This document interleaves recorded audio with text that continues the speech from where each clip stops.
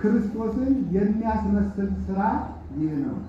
መድኃኒዓለም ጨለማውን በርብሮ ሲኦልን መዝጊያውን ሰብሮ መስገድ ትሰጥ ተቀጥቀጠ ወንይነሰድ ይህን እንዳለ ቅዱስ ዳዊት መስገዱ ወጥመዱ ተሰበረ። 5000 ዘመን የተቸነከረው በር ተሰበረ። እኛም ከወጥመድ አመለጥን። ብርሃን ፈጠጠ ሰጤ ወሐሴት አጥመት ከዚያ ማንኛውም ሰው ርኩስ የሚሆን በአምስቱ በሚገቡት ነገሮች ነው። ቅዱስ የሚሆን በአምስቱ በሚገቡት ነገሮች ነው። ስለዚህ አፍንጫ እንዲቀደስ ማለዳ በኪዳን መጠጣም ቢሸት ይገባል። ዓይን እንዲቀደስ ምስለ ፍቁር ወልዳን ተመልክተን የክርስቶስን ስቅለት አይተን የብርሃን ዓለም የተክለ ሃይማኖትን ስዕል አይተን እስኪ ዓይን በዚያ ጠርቶ ይውላል። ዳዊት ስትደግሙበት ተመልከቱ። ክርስቶስን የሚያስመስል ስራ ይሄ ነው። እንደገና በሉ ክርስቶስን የሚያስመስል ስራ ይሄ ነው። ሶስተኛ በሉ ክርስቶስን የሚያስመስል ስራ ይሄ ነው። ይሄ ነው። ይህ ነው። በዚህ ርዕስ ነው የምንማማረው። ቃሉን የምታገኙት ከቅዱስ ዮሐንስ አፈወርቅ ከ28ኛው ድርሳን ከ28ኛው ተግሳጽ ላይ ይገኛል። 28ኛው ድርሳን 28ኛው ተግሳጽ ያው ነው። 28ኛው ተግሳጽ የ28ኛው ድርሳን መርገፍ ስለሆነ ማለት ነው። ቅዱስ ዮሐንስ አፈወርቅ ከተናገረው እንማማራለን። አሁን በደንብ ስሙ። እንግዲህ አንዳንድ ሰው ማንን የሚያስመስል ስራ ነው ያልኳችሁ? አቤት ክርስቶስን። አንዳንድ ሰው አይጥ መስሎ ይኖራል። አንዳንድ ሰው ጅብ መስሎ ይኖራል። አንዳንድ ሰው እባብ መስሎ ይኖራል። አንዳንድ ሰው ዝንብ መስሎ ይኖራል። አንዳንድ ሰው ደግሞ ጓጉንቸር መስሎ ይኖራል። ጓጉንቸር አውቃላችሁ? ጓጉንቸር። አንዳንድ ሰው ደግሞ ፍየል መስሎ ይኖራል። አንዳንድ ሰው በግ መስሎ ይኖራል። አንዳንድ ሰው የሜዳ አህያ መስሎ ይኖራል። አንዳንድ ሰው ሰጎን መስሎ ይኖራል። እናንተ ከየትኛው ናችሁ? መደባችሁ ራሳችሁ እኔንም ጭምር ማለት እኔም መደብ ማውጣት ትችላላችሁ ካወቃችሁ። ግን ውስጤን የሚያውቀው እግዚአብሔር ነው። እናንተ ጽድቅ ጽድቄን ነው የምታውቁልኝ፣ ክፉ ክፉን የሚያውቅልኝ እግዚአብሔር ነው። ስለዚህ አይጥ መስሎ መኖር ያገኙትን ሁሉ ብሎ መብላት ነው። ሰምታችኋል? ጅብ መስሎ መኖር ደግሞ ግብረ ሰዶማዊ መሆን ነው። የሜዳ አህያ ደግሞ ማለት የሜዳ አህያ ውሃና ሳር ከሸተተው እስከ 6 ወር ጎዳና ይዞ ይበላል። ሆዳቸውን እያደኑ ከእግዚአብሔር ቤት የተለዩ ሰዎች የሜዳ አህያ ናቸው። አንዳንዱ ሰው ዝንብ መስሎ ይኖራል። ዝንብ ደግሞ ያለው ቅዱስ ዮሐንስ አፈወርቅ ዝንብ በሰው ቁስል መዋል እንደምትወደው ከታጠበ ሰውነት መዋል እንደማትወድ ሁሉ የሰውን ጥፋት ሲዘረዝር የሚውል ሰው ዝንብ ነው። ለምን? በቁስሉ ነው የሚውለው። እገሌ መጽዋዕት ነው፣ እገሌ ደግ ነው ከሚል እገሌ ሌባ ነው ሲል ከቁስሉ ላይ እየሄደ ይሮጣል ማለት ነው። የሚውለው በቁስል ነው። እንዲህ ያለውን ሰው ይሉታል ዝንብ። ዝንብ ባሉ ዝንብ መልኩን አለስልሶ አሳምሮ በውስጡ ደግሞ የሚጎዳ ተንኮል የያዘ ሰው ደግሞ ራን እሱ ደግሞ በባይ ይመስላል።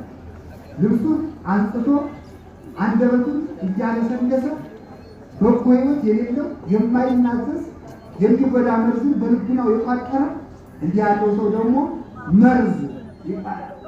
ዝምድና የማይቆጥር ሆዱ ከጠገበበት የሚያድር ደግሞ ፈረስ ይባላል። እንዲያውም ፈረስ ይበልጠናል። ፈረስ አፍንጫው በጣም ኃይለኛ ነው። ጠጠርና በቆሎ አቀላቅላችሁ ብትሰጡት መርጦ የሚበላ ምኑን ነው? በቆሎ ነው። በምኑ ይለየዋል ቢሉ ይልና ተርጓሚያችን በአፍንጫው። የዚህ ዘመን ሰው ግን ክፉና ደጉን አይለይም። የሚጎዳውን ዘመን ይወዳል፣ የሚጠቅመውን አይነት አይወድም። የሚጎዳውን መብል 24 ሰዓት ይበላል፣ የሚጠቅመውን ስጋው ደግሞ አይቀበልም። ስለዚህ የሚወዳውን የሚጎዳውን የሚፈልግ የሚጠላውን የሚያጠፋውን የሚወድ የሚጠቅመውን የሚጠላ እንዲህ ያለ ሰው ከፈረስም ያነሰ ነው። ሰውን ደግሞ ምንድን ናት? ዘማዊ ናት። ከተቃራኒ ጾታ ጋር ግብር ካልፈጸመች አታዝም። በዝሙት የማይኖሩ ሰዎች ግን የሚኖሩ ሰዎች ከሰውን አይሻሉም። ጓጉንቸር ደግሞ ምን ብላቸው ትናንት ተታጠበችበት ውሃ ዛሬ ደግሞ ስጦታ አድራለች። የምንድን ነው? 20 ዓመት 30 ዓመት በኖሩበት ኃጢአት የሚንከባለሉ ሰዎች ጓጉንቸር ናቸው። ንስሐ የማይገቡ ሰዎች ጓጉንቸርን ይመስላሉ። ተልከው የማይመለሱ ሰዎች ቁራ ይመስላሉ። ምን ይመስላሉ ያልኳችሁ? ቁራን ኖህ ይልከው ሳይመጣ ቀረ። ቤተ ክርስቲያን እኮ በ40 እና በ80 ቀን አጥምቃ ይላከቻችሁ ፍሬ አፍርታችሁ እንድትመለሱ ነበር። በዚያው ቀራችሁ። በዚያው ስትነግዱ አንደኛ ዲግሪን እማራለሁ ስትሉ፣ ሁለተኛ ዲግሪን ስትሉ፣ እንዲህ ያለውን ድርጅቴን ሰርቼ ስትሉ፣ ትዳር ሰርቼ ስትሉ፣ ተሹሜ ሳበቃ ስትሉ፣ ይሄኛው ልጄን አስጠግቼ ስትሉ በዚያው ቀራችሁ። የቀራችሁትን ወደ ሥጋው ወደሙ አልመጣላችሁ። ስትወለዱ እንደምታችሁ ስትቀበሉ ልትመጡ ነው ማለት ነው። ቁረቡ እምቢ፣ ጸልዩ እምቢ፣ አስራተ ቁራት አውጡ እምቢ፣ ኪዳን አስገድዱ እምቢ። እንደ ሞኝ በዓመት አንድ ጊዜ ተከምሮ እልል ብሎ መለያየት እብደት ነው ወይስ ትክክለኛ ስራ ነው? በዓመት አንድ ጊዜ ቤተክርስቲያን አጨናንቆ የክርስቲያን እኮ ታውቃላችሁ፣ እሁድ ሁልጊዜ ትንሣኤ ነው። ሁልጊዜ ምንድን ነው ያልኳችሁ? እሁድ ሁልጊዜ ትንሣኤ ነው። እሁድ ይሄ ቤተክርስቲያን ተራብቶ የትኛውም ቤተክርስቲያን ተራብቶ ከሥጋው ከደሙ ተለይተን ከጸሎት ርቀን እስትንፋስ ጎለን እያንዳንዱ እኮ ምግብ ያስፈልገዋል። አፍንጫችን ለአፍንጫችን ምግቡ የወሊድ ነው፣ ዕጣን ነው። ታላቁ እስክንድር በዜና እስክንድር አስቀምጦታል። አናቅጸ ሕይወቱ ለሰብ የሚባሉ የሰው የሕይወቱ በሮች የሚባሉ ነው። ዓይኑ፣ ጆሮ፣ አፍንጫው፣ አፉ፣ እጁ ናቸው። በእነዚህ የሚገቡት ሰውን ይቀድሱታል፣ በእነዚህ የሚገቡት ሰው ያረክሱታል። በእነዚህ ማንኛውም ሰው እርኩስ የሚሆን በአምስቱ በሚገቡት ነገሮች ነው። ቅዱስ የሚሆን በአምስቱ በሚገቡት ነገሮች ነው።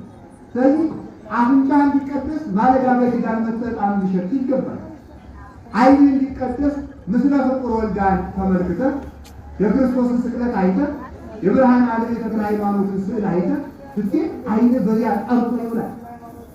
ዳዊት ስትደግሙበት ተመልከቱ። ሚስቶላይ እንተ ከመይራ ያተንቶ ብለህ ስትደግሙበት ክስቶላይ እንተ ወራይ በድም ከምግከ ዓይኔን ግለጠው የኃጢአቴን ሞራ ገፈታልልኝ ከሕግ ምስጢር ይገለጥልኝ እንዳለ እንደ ዳዊት ትሆናለህ።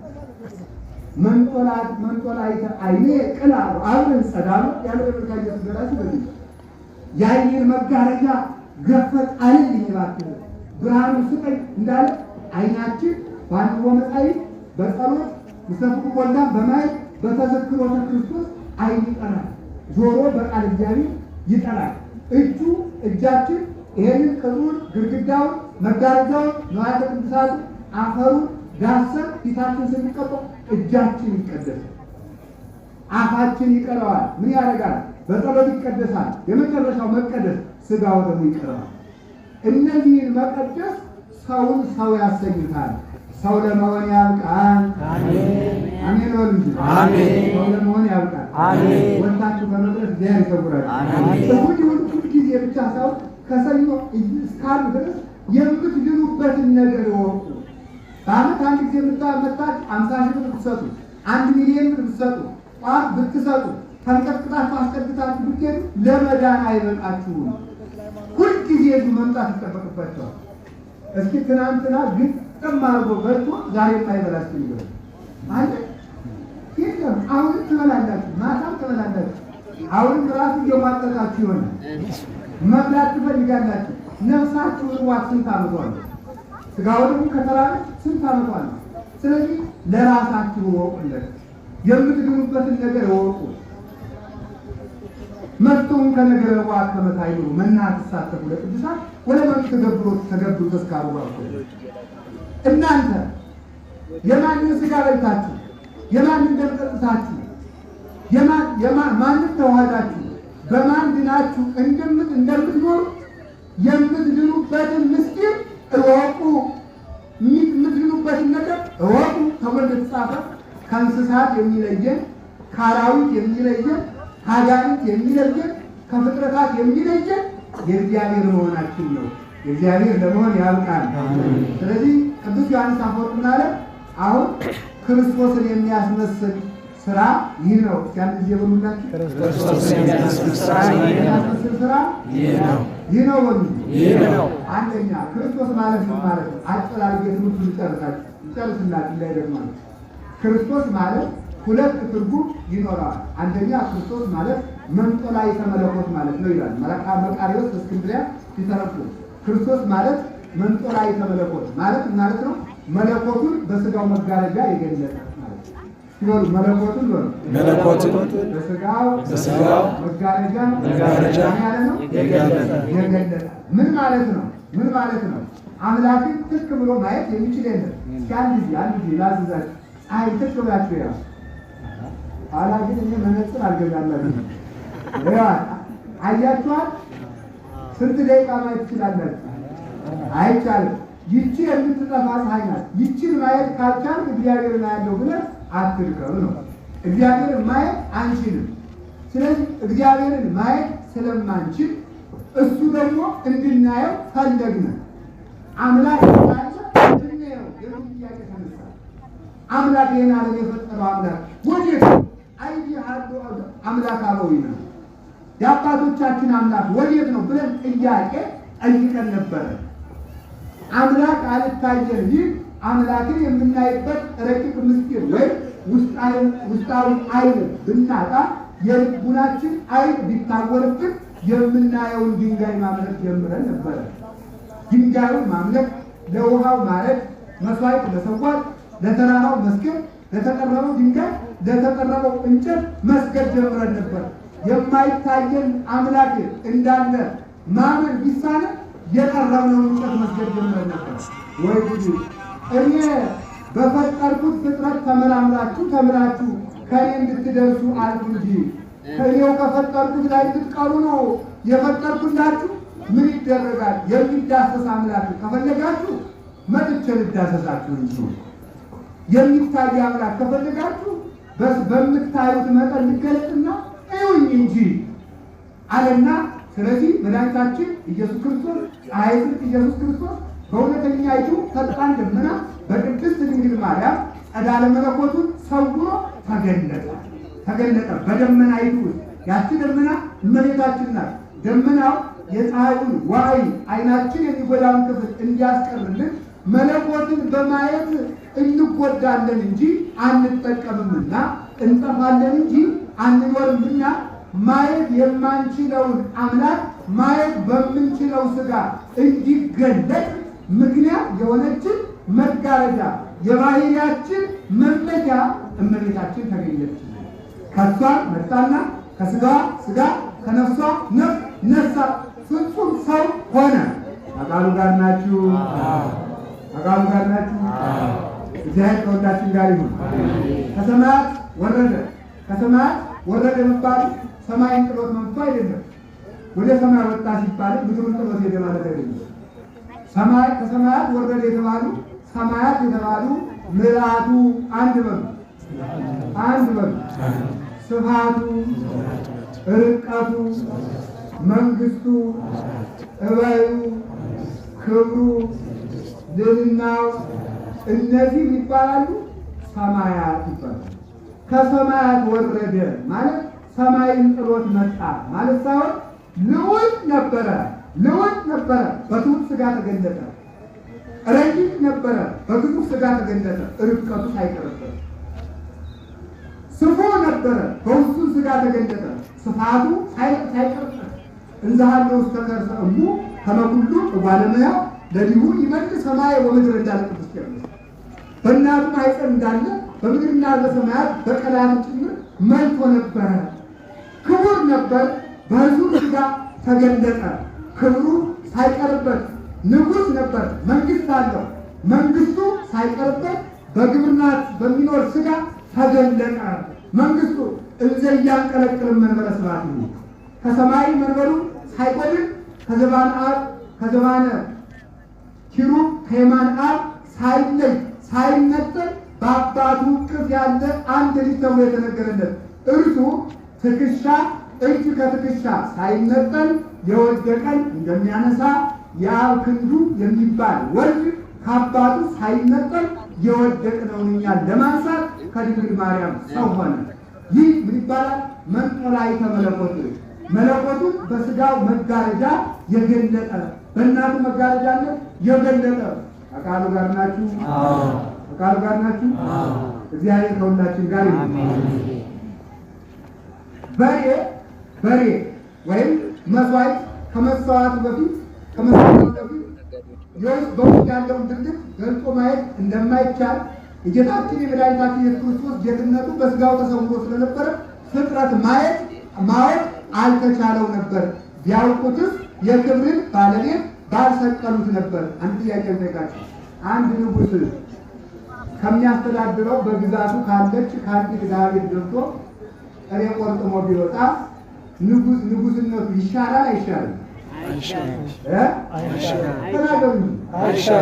ይሻራል አይሻርም? ንጉሠ ነገሥት እግዚአብሔር የኃያላን አምላክ ኢየሱስ ክርስቶስ ከእኛ ከድሆች ቤት ከቅድስት ድንግል ማርያም ተወልዶ ሥጋን ገንዘብ አድርጎ ነፍስን ገንዘብ አድርጎ መንፈስን ገንዘብ አድርጎ ቢያርግ መለኮቱ ተለወጠ ይባላል? እኮ የተነዳይ አደረ ከመ ምስኪን። እንዴት ነው ከድሃ ቤት እንደ ምስኪን ያደረው? ከኛ ከልዑላን መላእክት ይልቅ የእኛን ባህሪ የወደደው ለምንድን ነው ስትሉ ፍቅር ነው እንጂ ሌላ ምን ያደርገዋል? እንደዚህ ቅዱስ ኤፍሬም አንሶሶ ምስለ ሰብ አለ። ከሰው ጋር ተመላለሰ፣ በሰው ባህሪ ተገለጠ አለና ለምን ብንለው እስመ መሐሪው ነው መፍቀሬ ቸር ሰው ወዳጅ ስለሆነ። እስኪ በሉ ቸር ሰው ወዳጅ ስለሆነ። እንግዲህ እናንተ እሷን አዝማች አሉ ኃያሉ ለምን ደካማ? ቸር ሰው ወዳጅ ስለሆነ። ባለጸጋው ለምን በድሃ ሥጋ ተገለጠ? መንግሥቱ ዘላለም ክርስቶስ ለምን በተገኝ ሥጋ ተገለጠ? ብርሃነ ዓለም ክርስቶስ በጨለማ ዓለም ለምን ተገለጠ? ምሉ ክርስቶስ በውስጡ ሥጋ ለምን ተገለጠ? ልዑል ክርስቶስ ለምን በትሑት ሥጋ ተገለጠ? በደመናት የሚረማመደው ለምን በእግሩ ተራመደ? ዘመን የማይቆጠርለት ለምን 33 ዓመት ዕድሜ ተቆጠረለት? የስደተኞች ተስፋ ለምን ተሰደደ? በመላእክት የሚመሰገን ለምን ተሰደበ? ለምን ለእኛ ያጠጣ ቅላትን በፍኝ የሚሰፍር ለምን ተጠማ?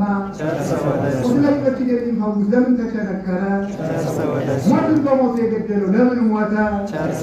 ምድርና ሰማያትን በእጁ የያዘው ለምን ተቀበረ?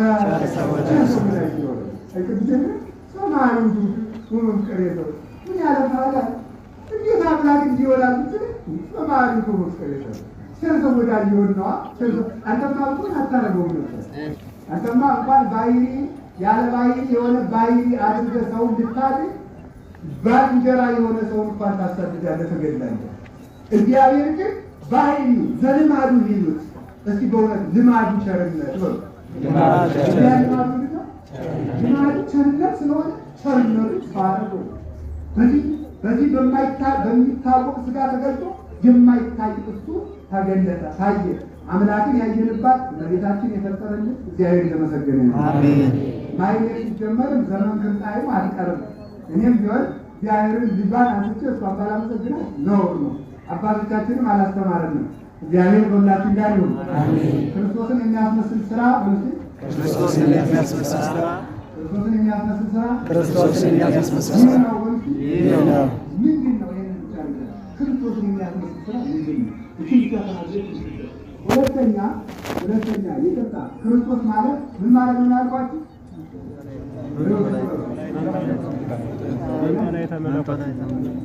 መለኮቱ በሥጋ የገለጠ ያዛችሁ እንዳትረሱ። ወግጆች ይዙት ነበር። ሁለተኛ እንዳትቆጡ ግድ ይችላችሁ። ብትቆጡ ግድ የለም ብቻ ነፍሳችሁ ትላለች። ሁለተኛ ደግሞ ያዙ ክርስቶስ ማለት ንጉሥ ማለት ነው። እስኪ ንጉሥ በሉ። ንጉሥ ማለት ነው። ምን አይነት ንጉሥ? የዘላለም ንጉሥ። እስኪ የዘላለም ንጉሥ በሉ። አቶ ማይረፍት ለመንግስቱ የሚባል ንጉሥ። ለመንግስቱ ፍጻሜ የለውም። ወዴት? ወደዚያም ብትሄድ ዓለማት ሳይፈጠሩ ዓለምን ከዓለም ወዲያ ብትሄድ ዓለማትን አሰልፎ የሚኖር ዘላለማዊ ንጉሥ ነው። ማን እንደነገረን? ቅዱስ ገብርኤል እንደነገረን ምን ብሎ?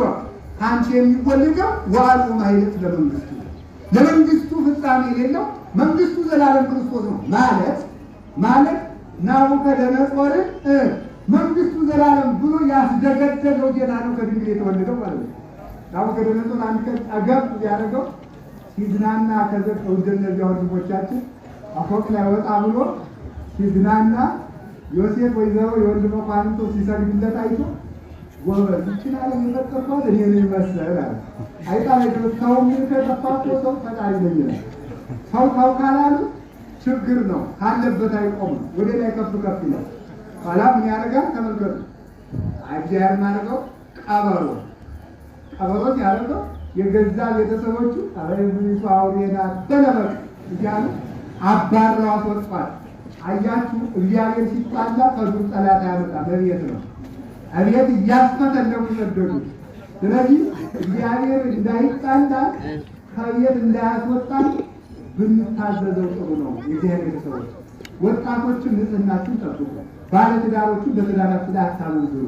ነጋዴዎችም አሙዙ ላይ አጥቢያው ላይ ሙዝ አጨምሩበት። ሾኩን ከዲና እያላችሁ አትሽጡ። እየስታረቁት እግዚአብሔር ይታዘዘናል። ስናት ብትይ ባለስልጣኖችን ሰው አውታ ተሽከርካሪ ወንበር ላይ ልባችሁ አብሮ እየተሽከረከረ ፍርድ ታጓድላላችሁ። እንዲህ እንዳይሆን ራሳችን እንጠብቅ። እግዚአብሔር ፍርድ ሲጎልበት አይወድምና ከቃሉ ጋር ናችሁ። እግዚአብሔር ከሁላችን ጋር ይሁን። አሜን። ኋላ አስወጡትና እግዚአብሔር ኃይል ደግሞ በዚያ በጫካ ወሰደና የአራዊት አለቃ አደረገ። ያው ፍቅሩ ነው እኮ ኋላ ሰው እየመጣ አንበሳው ሁሉ ይሰግድለታል። ኋላ የሱ እውነት ነው መሰል አለምን እውነት ነው መሰል እናንተ ፈጣሪ ነው ማለት ነው። የኔ ጓደኞች ነገስታት ሰው ነው የሰግድስ አንበሳው ጭምራል አተሻለህማ አለና እግዚአብሔር ቆዳውን ገልብጦ በላይ አደረገው ይላሉ አበው ሲያወራሉ። በላይ የውስጡን ቆዳ በላይ ሊገለብጠው አንበሳ ይሰግድለት የነበረው ናቡከደነፆር ትንኝቱ ታባረረው ጀመር። ትንኝቱ ለምንም ስታረገው እየወጣ ሲሄድ ላይ ይጀምራል። መንግስቱ ዘላለም ነው ኩና ነው ለተወለደው ልጅ ዝግዛቱ ለልጅ ነው። መንግስቱ ሽረት የሌለበት ባይኑ ሞት የሌለበት እውነትም ንጉስ እግዚአብሔር ብቻ ነው። ስለዚህ ናቡከደነፆር አስደብቆ ንስሐ ሲገባ እንደገና እንዳይቆራ ከእግሩ ግድም ሳኮን አስቀርጦ ተዋረገው። እንደ መኩራት አሁን ነበር ተቆየው ሳኮና እንዲለው ነው ማለት ነው። አያችሁ ቢያንስ አንዳንድ አቆራ አንዳንድ ሳኮና አይነሳል። አንዱን በጨጓራ አንዱን በራስ ጥንቀት አንዱን በነዝናዛ ባል አንዱ በነዝናዛ አንዱን በሩፋ አለቃ አንዳንድ ሳኮና ያሳጣል። ጥሩ እኮ ነው። ኮሮናም አንዱ ሳኮና ነው ማለት ነው። እንዳንቀ ግሩ የተሰጠለ ኩራታችን አላስቀምጡ ነው ማለት አቅማችን እንድናውቅ እኮ አቅማችን እኮ አይደለም አቅማችን እንድናውቀው ጭንቅ አደረገ። ተመልከቱ የቤተክርስቲያን ቢጠራ እንዲህ ምን ያሳጥሩ ጥሩ አዘግቶት ችግር ነው ጎበዝ። አሁን ጨርሳ ይዝጋብ። አሜን። ጸሎተ ብራኬ ተፈጸመ። አቤት የቤተክርስቲያን ልጆች በምሕረትና በሃይማኖት ይተፈታሉ። ይፈሉ ቀና ጸሎት ይላል። የተዘጋለት ናፍቀናት ቀድሞ ተከፍታ ስለተጠራ ይዘን ነበር። ስለዚህ እውነት ደስ ሊለን ሲገባ ለናቡከደነፆር ክንዱን ለፈርዖን ደግሞ በጥሪት በመስራይት ልብ ባህል አስጥሞ ክንዱን የገለጠ ያ እውነተኛ መንግስቱ ዘላለም ክርስቶስ ከድንግል ማርያም ተወልዷል። ስጋውን አነገሰው፣ የባህል አምላክ አደረገው። ክብር የማይፈልግ እሱ ከሌላ ክብር የማይፈልግ እሱ እሳት ብረት ከእሳት በገባ ጊዜ ብረቱ የእሳቱን ሙቀት ይዞ ቀይ እንደሚሆን አካላዊ ቃል ክርስቶስ ከድንግል ማርያም ማኅፀን ስጋ ሲነሳ ስጋ ከቃል ጋር ሲዋሃድ አምላክ ሰው ሆነ፣ ሰው አምላክ ሆነ። ይህ መንግስቱ ዘላለም ክርስቶስን ከኛ ጋር ተወለደ። የኛም ባህሪ አድርጎ በእኛ ባህሪ ተወለደ። ስለዚህ ክርስቶስ ማለት የዘላለም ንጉሥ። እስኪ የዘላለም ንጉሥ ሆነ። የዘላለም ንጉሥ ይገርማል እኮ ይሄ እኮ አባታ አዲያ የዘላለም ንጉሥ የሆነ ክርስቶስ መለኮቱን ለሥጋ መጋረጃ የገለጠው ክርስቶስ መሲህ ክርስቶስ እርሱ ክቡር ማለት ነው። ክቡር ማለት ክቡር ማለት ነው። ክቡር ማለት መለኮቱን በስጋው ስጋውን በመለኮቱ ያከበረ ያነገሰ ማለት ነው። ክቡር ክርስቶስ፣ ንጉሥ ክርስቶስ፣ መንግስቱ ዘላለም ክርስቶስ ከድንግል ማርያም ተወለደልን። እኛም የንጉሥ ልጆች ለመሆን በቃን። እንኳን ደስ ያላችሁ። የንጉሥ ልጆች ምን አልኳችሁ? በል እንጂ እንደገና ዛሬ ጀምሮ ሁላችሁ የማን ልጆች ናቸው? እሱ ፊት ጀምሮ ነው የነገርኳችሁ ዛሬ ሆኖ ነው እንጂ ፊት ስትጠመቁ ጀምራችሁ ነው። የንጉሥ ልጅ ሲወጣ ምን ያደርገዋል? አሽከሮቹ ቆይ እኔ ጥላ ላይ ያዝላል፣ እኔ ነኝ ይዛል፣ ሊሸለም ነው ሊያቀረም ይይዛል። እኛ ግን የሚሞቱ ወታደሮች የሚጠብቁን ሳይሆኑ ማስተዋል የሚጠብቃችሁ የሰማይ ንጉሥ ልጆች ስለሆን የሰማይ ሰራዊት ይጠብቁናል። እነ ቅዱስ ሚካኤል እነ ቅዱስ ገብርኤል ሱራፌል ኪሩቤል እባቡን የሚያዝበት ገብርኤል ነው። ጭጭበል ይለዋል እባቡን ሊነድፈን ሲል በእባብ ላይ ሹመት ያለው ቅዱስ ገብርኤል ነው። መብረቁን ሊመታ ሲል ደግሞ ራጉኤል ጥበቅ ይለዋል። ብርሃናቱ ፀሐይ ከዋክብቱ ደግሞ ጨረቃ እንዳትቀዘቅዘን ፀሐይ እንዳትቀጠል ደግሞ ኡራኤል ጥበቅ ይለዋል። ጽንስ ደግሞ ማኅፀናችሁ እንዲፈታ ደግሞ ቅዱስ ኡራኤል ደግሞ ቅዱስ ሩፋኤል ይመጣላችኋል። ስለዚህ ተመልከቱ፣ ለሳሩ መልአክ አለው፣ ለደመናው መልአክ አለው፣ ለድንጋዩ መልአክ አለው። በእነዚህ ሰራዊት የሚጠብቀን እግዚአብሔር የተመሰገነ ነው። ስለዚህ የንጉሥ ልጆች ነን። ንጉሳችን ክርስቶስ ከድንግል ማርያም ተወለዱ አባታችን ብለን ለመጥራትም ይህን አንደበት የሰጠን እግዚአብሔር የተመሰገነ ይሁን። እንግዲህ ከቃሉ ጋር ናችሁ። የንጉሥ ልጅ ከሀገር ተመርጦ ይሰጠዋል። ከሀገር መርጦ ማን ይሰጣል? መንግሥተ ሰማያት። መንግሥተ ሰማያት ነው። መንግሥተ ሰማያት የንጉሥ ልጅ እናቱ ንግሥት ናት። የንጉሥ የእግዚአብሔር ልጆች እኛ እናታችን ንግሥት ድንግል ማርያም ነው። የንጉሥ ልጅ ምግብ ተመርጦ ይሰጠዋል። የንጉሥ እግዚአብሔር ልጆች ምግብ ተመርጦ ሥጋው ተሰጠ። የንጉሥ ልጅ መጠጥ ይመረጥለታል። የንጉሠ ሰማይ ወምድር የእግዚአብሔር ልጆች ከመጠጥ ሁሉ ይልቅ የአምላክን ደም ለመጠጣት ተፈቀደልን። የንጉሥ ልጅ የከበረ ልብስ ይለብሳል። የንጉሠ ሰማይ ወምድር የክርስቶስ ልጆች ብርሃን እንድንለብስ ተፈቀደልን። በትንሣኤው ብርሃንን ያለበሰ መድኃኒዓለም ጨለማውን በርብሮ ሲኦልን መዝጊያውን ሰብሮ መስገርቱ ተቀጥቀጠ ወንይነሰ ይህን እንዳለ ቅዱስ ዳዊት መስገርቱ ወጥመዱ ተሰበረ። 5000 ዘመን የተቸነከረው በር ተሰበረ። እኛም ከወጥመድ አመለጥን። ብርሃን ተጠጥቀ ሰጤ ወሐሴት አቅመ ከዚህ ያለ ቅዱስ ዳዊት አተመልከቱ። ያንን የ5000 ዘመን የታጠቁትን የኃጢአትና የመከራ የርግማንና የበደል ትልቅ ሰቅማ የሚኳሳኩስ የነፍስ መከራ የሆነ ያንን ቆርጠህ ጥለህ ደስታን አስታጠቅከኝ። እስኪ ደስታን አስታጠቅከኝ በል። ክርስቶስ ተነሳልን። የሞት ጥርስ ወለቀልን። የዲያብሎስ ችንካሩ ተሰበረልን። መርዙን ተፋ። ሲኦል ተከፈተ፣ ገነትም ተከፈተ። ካሳ ተካሰልን። ፈርሶ በስሶ መቅረት ቀረ። ራባችን ከሕይወት እንጀራ በክርስቶስ ጥማችን በስቴ መድኃኒት በክርስቶስ ተወገደልን። እርግማታችን ጠፋ። ምጠኑን በቃችሁ፣ ረሃብን በቃችሁ፣ ሸክም ይቅለልላችሁ ብሎ መጦር ቀሊል ኢየሱስ ክርስቶስ መጣልን። እግዚአብሔር ይህን ሁሉ ላደረገ ለእሱ ክብር ምስጋና ይሁን። እንግዲህ ወደ ዕለቱን ቀላል ሸክም ማን ነው? ክርስቶስ ወርስ ክርስቶስ እንደሞት የወጣችሁ ወር ክርስቶስ። ቀላል ሸክም ማን ነው? ክርስቶስ። ለምን ይህችን ማን ናገራት? ለምን ስትሉ ጣዖት የሚያመልኳሉ፣ ሌላም እምነት የሚያመልኳሉ። በሀገራችን በሁሉ አሉ። ሌላም የሚያመልኩ የሌሎቹ ሰዎች እምነት ሰው ረዱና ትጸድቃላችሁ ይላል።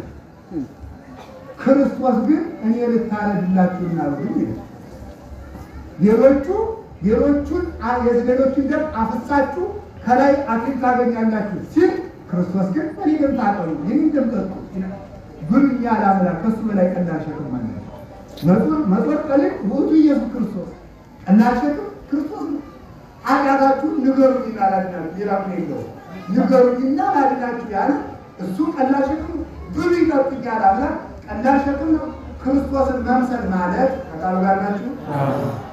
ክርስቶስ በሰማይ አንድ ልደት በሉ። አቤት አንድ ልደት። ማነው አባቱ? አበሉ። እኛም በሰማይ አባት አለን የላችሁ? ማንም አብም ወልድም መንፈስ ቅዱስ። ክርስቶስ እናት አለችው የለችው? ማናት? ስለዚህ ተመልከቱ፣ እግዚአብሔር አብን አባቴ ማለት የክርስቶስን አባት ማድረግ፣ የክርስቶስን እናት ማድረግ ክርስቶስን የሚያስመስል ስራ የክርስቶስን አባት ነው። የክርስቶስን አባት ለእናንተ ቀላል ይመስላችኋል። የክርስቶስን አባት አባት ማድረግ የክርስቶስን እናት እናቴ ማለት ምን ያስመስላል? እስቲ ክርስቶስ ያስመስላል። የዛሬ አባቶቻችንና እናታችን ክርስቶስ እንደዚህ ያሉ ናቸው። አባቴ እግዚአብሔር ነው፣ እናቴ ማርያም ናት ብለው ዘመድ ጥለው የወጡ ማለት ነው። ክርስቶስን የሚያስመስል ስራ ይሏል ምናኔ የምድርን ዘመድ መተው የምድርን ዘር መተው ከሰማይ ዘር ያስቆጥራል። አንድ ባይታዊ ነበረ፣ እንዲህ አለ። አባ አለው እየሮጠለት፣ አቤት አባትህ እኮ ሞተ አለ። አንተ ለምን ትሰድበኛለህ? እንዴ አባት ሞተ እንግዲህ አንተሳደብ ነው። እስመ አቡየ ይመውት አለ። የኔ አባት ዘላለም የማይሞት ነው። ሲወሩ የኔ አባት ዘላለም የማይሞት ዘላለም የማይሞት ማን ነው? እሱ ኢየሱስ ክርስቶስ ዘላለም የማይሞት የምድር አባት አትጥቀስልኝ፣ የኔ አባት የሰማይ ነው ብሎ የሰማዩን አባት ተከትለው የምድር አባት የሚተው የሰማያዊቷን እናት ተከትለው የምድሪቱን እናት ተከትለው የሚመንኑ የሰማይ ልጅ የምድሩን ልጅ ትተው የሰማይ ልጅ የሚያመጥ እናታችን ክርስቶስ ሰብራ ልጇ እያለቀሰ እርግጥ ያለ ሶስት ዓመት የሆነው እርግጥ እያለ ከበሩ ላይ ትታው ከገዳሙ ብትገባ ጌታ ከብዙ ቀን በኋላ ልጅሽን ጥለሽ ስለምን የልጅሽ ልቅሶ ሳያሳዝንሽ በእኔ ፍቅር ተነድፈሽ ተከትለሽኛልና ስለዚህ ልጅሽን ከሄሮድስ ካስፈጃቸው ሕፃናት ስቆጥርልሽ ለአንቺ ደግሞ ቂርቆስን ልጅ ሰጥቼሻለሁ። ቅዱስ ቂርቆስ የአንቺ ልጅ እንዲሆን ሰጥቼሻለሁ። የምድሩን ልጅ ትቶ የሰማይ ልጅ ማበጀት፣ የምድር እናት ትቶ የሰማይ እናት ማበጀት፣ የምድር አባት ትቶ የሰማይ አባት ማበጀት፣ ከጥቂት ዘመድ ተለይቶ ብዙ ዘመድ ማበጀት፣ ከሚጠፋ መብል ተለይቶ የሰማይ መብል ማበጀት፣ የሚያልቅ ልብስ ጥሎ መንድኖ የማያልቅ የብርሃን ልብስ መልበስ። ይሄ ምን ይባላል? ክርስቶስን የሚያስመስል ስራ። በሉሲ ናላችሁ ሌላው ክርስቶስን የሚያስመስል ስራ ምንድነው? ፍቅር። በሉ ፍቅር በሉ። እየጨረስን ነው። ሆኖ ፍቅር በሉ። ፍቅር ማለት ምን ማለት ነው? እስቲ አንድ ጥያቄ ልጠይቃችሁ። ከሁሉ የሚበልጥ ትልቅ ጸጋ ማግኘት የሚፈልግ እጃችሁ ነው። ትልቅ ጸጋ ማንም የሌለው ጸጋ ማግኘት የሚፈልግ አውጥ ከፍ አሉ ልትሰጡ አይደል? እሺ በጣም ጥሩ ልነግራችሁ ነው። አውርዱ። ድውይ መፈወስ ጸጋ ነው አይደለም? ነው። ሙት ማንሳትስ? እንጀራ በርክቶ መመገብስ? ተራራ ማፍለስስ? መመነንስ? ሰማዕትነትስ? መጽሐፍ መተርጎምስ? አጋንንት ማውጣትስ? ከዚህ ሁሉ የሚበልጥ ጸጋ ትፈልጋላችሁ? ፍቅር ነው። ሰምታችሁ ይችላል። ከድውይ ከመፈወስ፣ ሙት ከማንሳት፣ መጽሐፍ ከመተርጎም፣ ዲዳ ከማናገር፣ ደንቆሮ ከማሰማት፣ ዕውር ከማብራት፣ ሽባ ከመተርተር፣ አጋንንትን ከማውጣት፣ በልሳን ከመናገር፣ ተራራ ከማፍለስ፣ ባህር ከመክፈል፣ ህብስት ከማውረድ፣ ውሃ ከማፍለቅ ከዚህ ሁሉ ፍቅር ይበልጣል። እዚህ ፍቅር ይበልጣል ነው። ፍቅር ይበልጣል። አሁን ቅዱስ ዮሐንስ አፈወርቅ ሚላ ተመልከቱ። እመኒ ወሀብኩ ኩሎ ሥጋዬ ለውእቱ እሳት ይለው ተመልከቱ። ወተፈቅሮ አንብየ ሥጋዬን ለእሳት መቃጠል አሳልፌ ብሰጥም አለ ተመልከቱ። ፍቅር ከሌለኝ ከንቱ ነኝ የሚለውን የቅዱስ ጳውሎስ ሲተረጎም አየህ ወዳጄ ፍቅርን ከሰማዕትነት ሲያስበልጣል ይላል። ፍቅርን ከምን ያስበልጣል? ከሰማዕትነት ትበልጣለች። ወእመኒ ወሀብኩ ንብረቴን ሁሉ ለድሃ ቢሰጥ ሲገቡ አየህ ወዳጄ ፍቅር ከምጽዋት ስትበልጥ ይላል። ስለዚህ ፍቅር የጸጋ ሁሉ የበላይ ናት። ሲበሉ ፍቅር የጸጋ ሁሉ የበላይ ናት። መጽሐፈ መነኮሳት ይላል ቁጡ ሰው ሙት ቢያስነሳ እኮ አላትመነው። ቁጡ ሰው እርሱ ቁጡ ሰው ሙት ቢያነሳ እኮ ምን አትበለው፣ የተቆጣለት መልሶ ይገድለዋል። ችግሩ እኮ እሱ ነው። ችግሩ መልሶ ይገድለዋል። አንድ ቀን ስለዚህ ቁጡ ሰው ሙት ቢያነሳ እኮ አትመነው። ስለዚህ ተመልከቱ፣ ዋናው ነገር ፍቅር ነው። አምላክን ሰው ያደረገው ምንድነው ሲባል ፍቅር። ፍቅር ወል ፍቅር አረማሩ በሞት ፍቅር። ስለዚህ ተመልከቱ ቅዱስ አባ ቄርሎስ ምን አለ? አባ መቃርስ ይቅርታ በነገረ አበው መጽሐፍ በኩሉ ፍኖትክሙ ፍቅር ትመርሐክሙ፣ በመንገዳችሁ ሁሉ ፍቅር ተመራችኋል። እስኪ በሉላችሁ በመንገዳችሁ ሁሉ ፍቅር ተመራችኋል። አቤት በቃ ይሄን ነው። አሁን ይሄን ከነገርኳችሁ እግዚአብሔር ሰው ያደረገው ምንድን ነው ያለው? ባሉ እንግዲህ ፍቅር አቤት ፍቅር እግዚአብሔር ሰውን ይወዳል ያወዳል? ይወዳል። ሰውን ወዶ ምን አደረገ? ሰው ሞተ።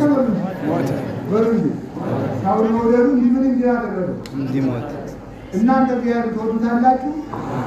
ምን ሆናችሁ?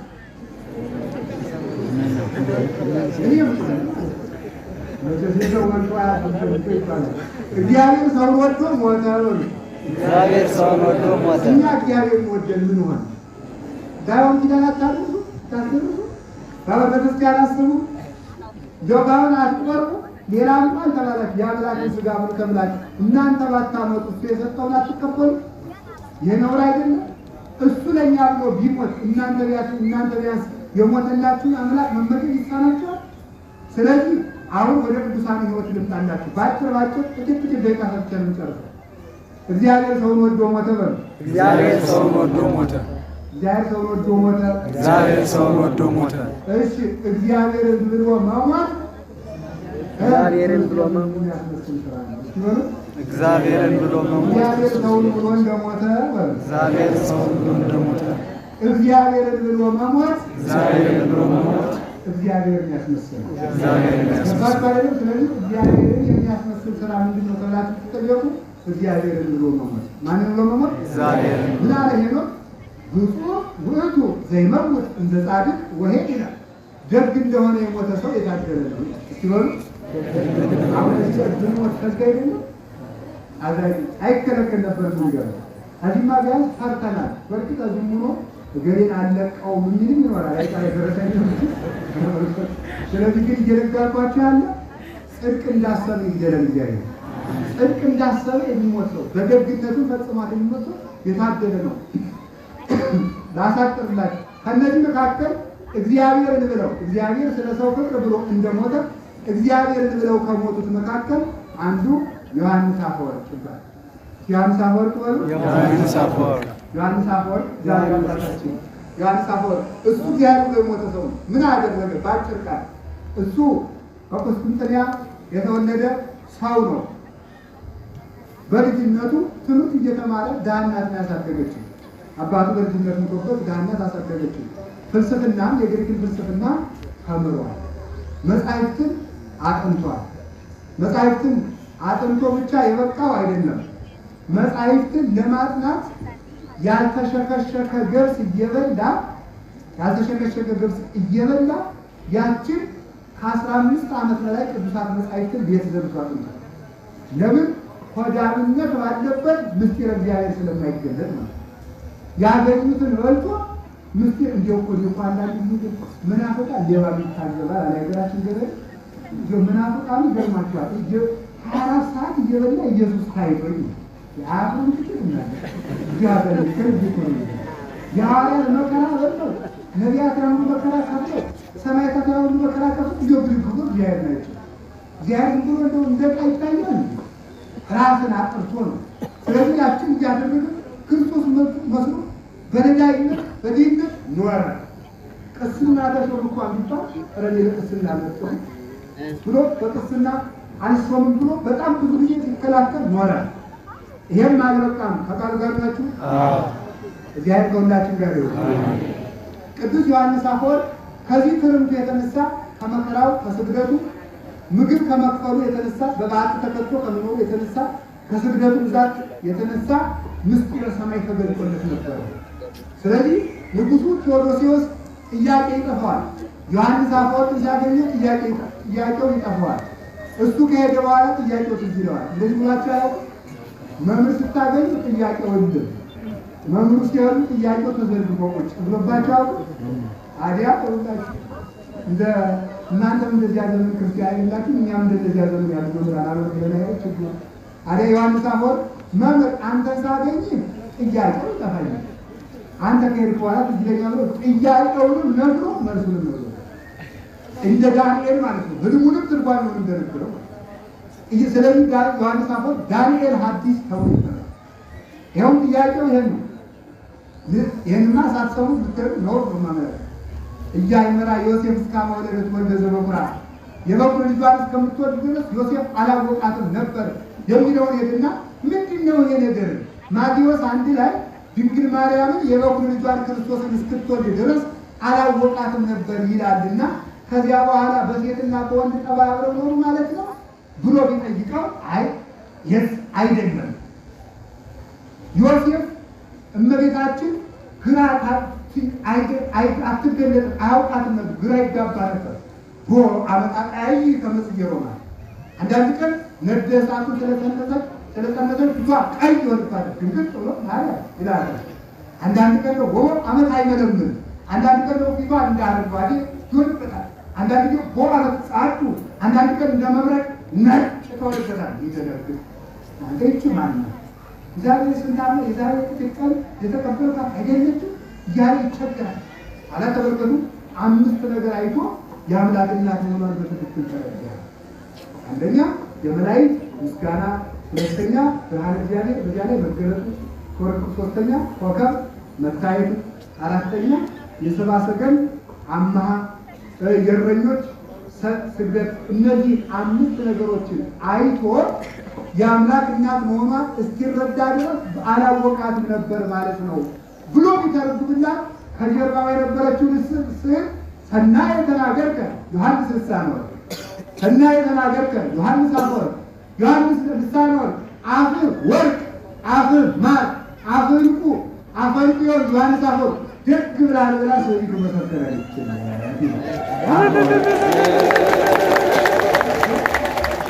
እግዚአብሔርን ብሎ ቢራ እግዚአብሔር ደስታን አደረገው። እግዚአብሔርን ብሎ ቢራ እግዚአብሔርን ብሎ ቢቸገር እግዚአብሔርን ብሎ ቢያስቸግር ሲጽፍ እንኳን እጁ ቢታመምበት ከጻፋቸው መጻሕፍት ብዛት እጁን በጅማት እያሰረ ይጽፍ ነበር። በጅማት እያሰረ እንዲያውም ቅዱስ ጳውሎስ መተርጎም እንደ ዮሐንስ አፈወርቅ ነው። መተርጎም እንደ ዮሐንስ አፈወርቅ ነው ያለው ሊቃውንቱ። መተርጎም ማለት ምን ማለት ነው? ቅዱስ ጳውሎስ እንዲህ ማለቱ ነው ማለት እኮ የጳውሎስ ልብ ማወቅ ነው። ስለዚህ ተርጓሚ ማለት ጸሐፊን አክሎ የሚተረጉም ነው ይላል ሊቃውንት በጉባኤ ሲያስተምሩ። ቢግ ባይገባችሁም ስሙት፣ ግድ የለም ስሙት ዝም ብላችሁ። ተርጓሚ ማለት ነው።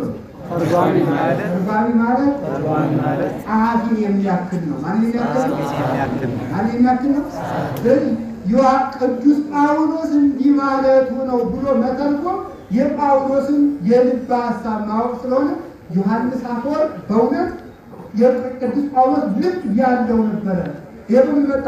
ክርስቶስን ወዶ በመራሙ ክርስቶስን ወዶ በመቸገሩ ተቀልበርናችሁ እግዚአብሔር ከሁላችን ጋር ይሁን። እንዲህ ሲያደርግ ኖረ።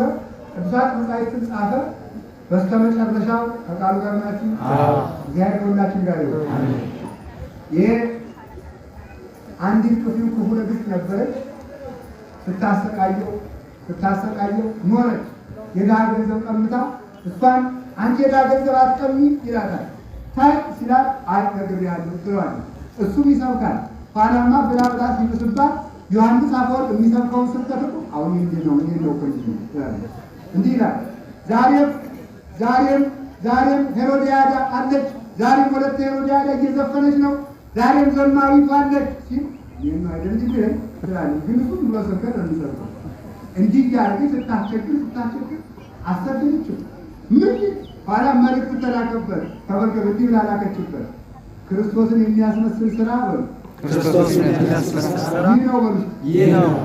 የዚህችን ድሃ መሬት ካልመለሽ ገብተሽ ቤተክርስቲያን እንዳትሳደድ ብሎ አውገዘ።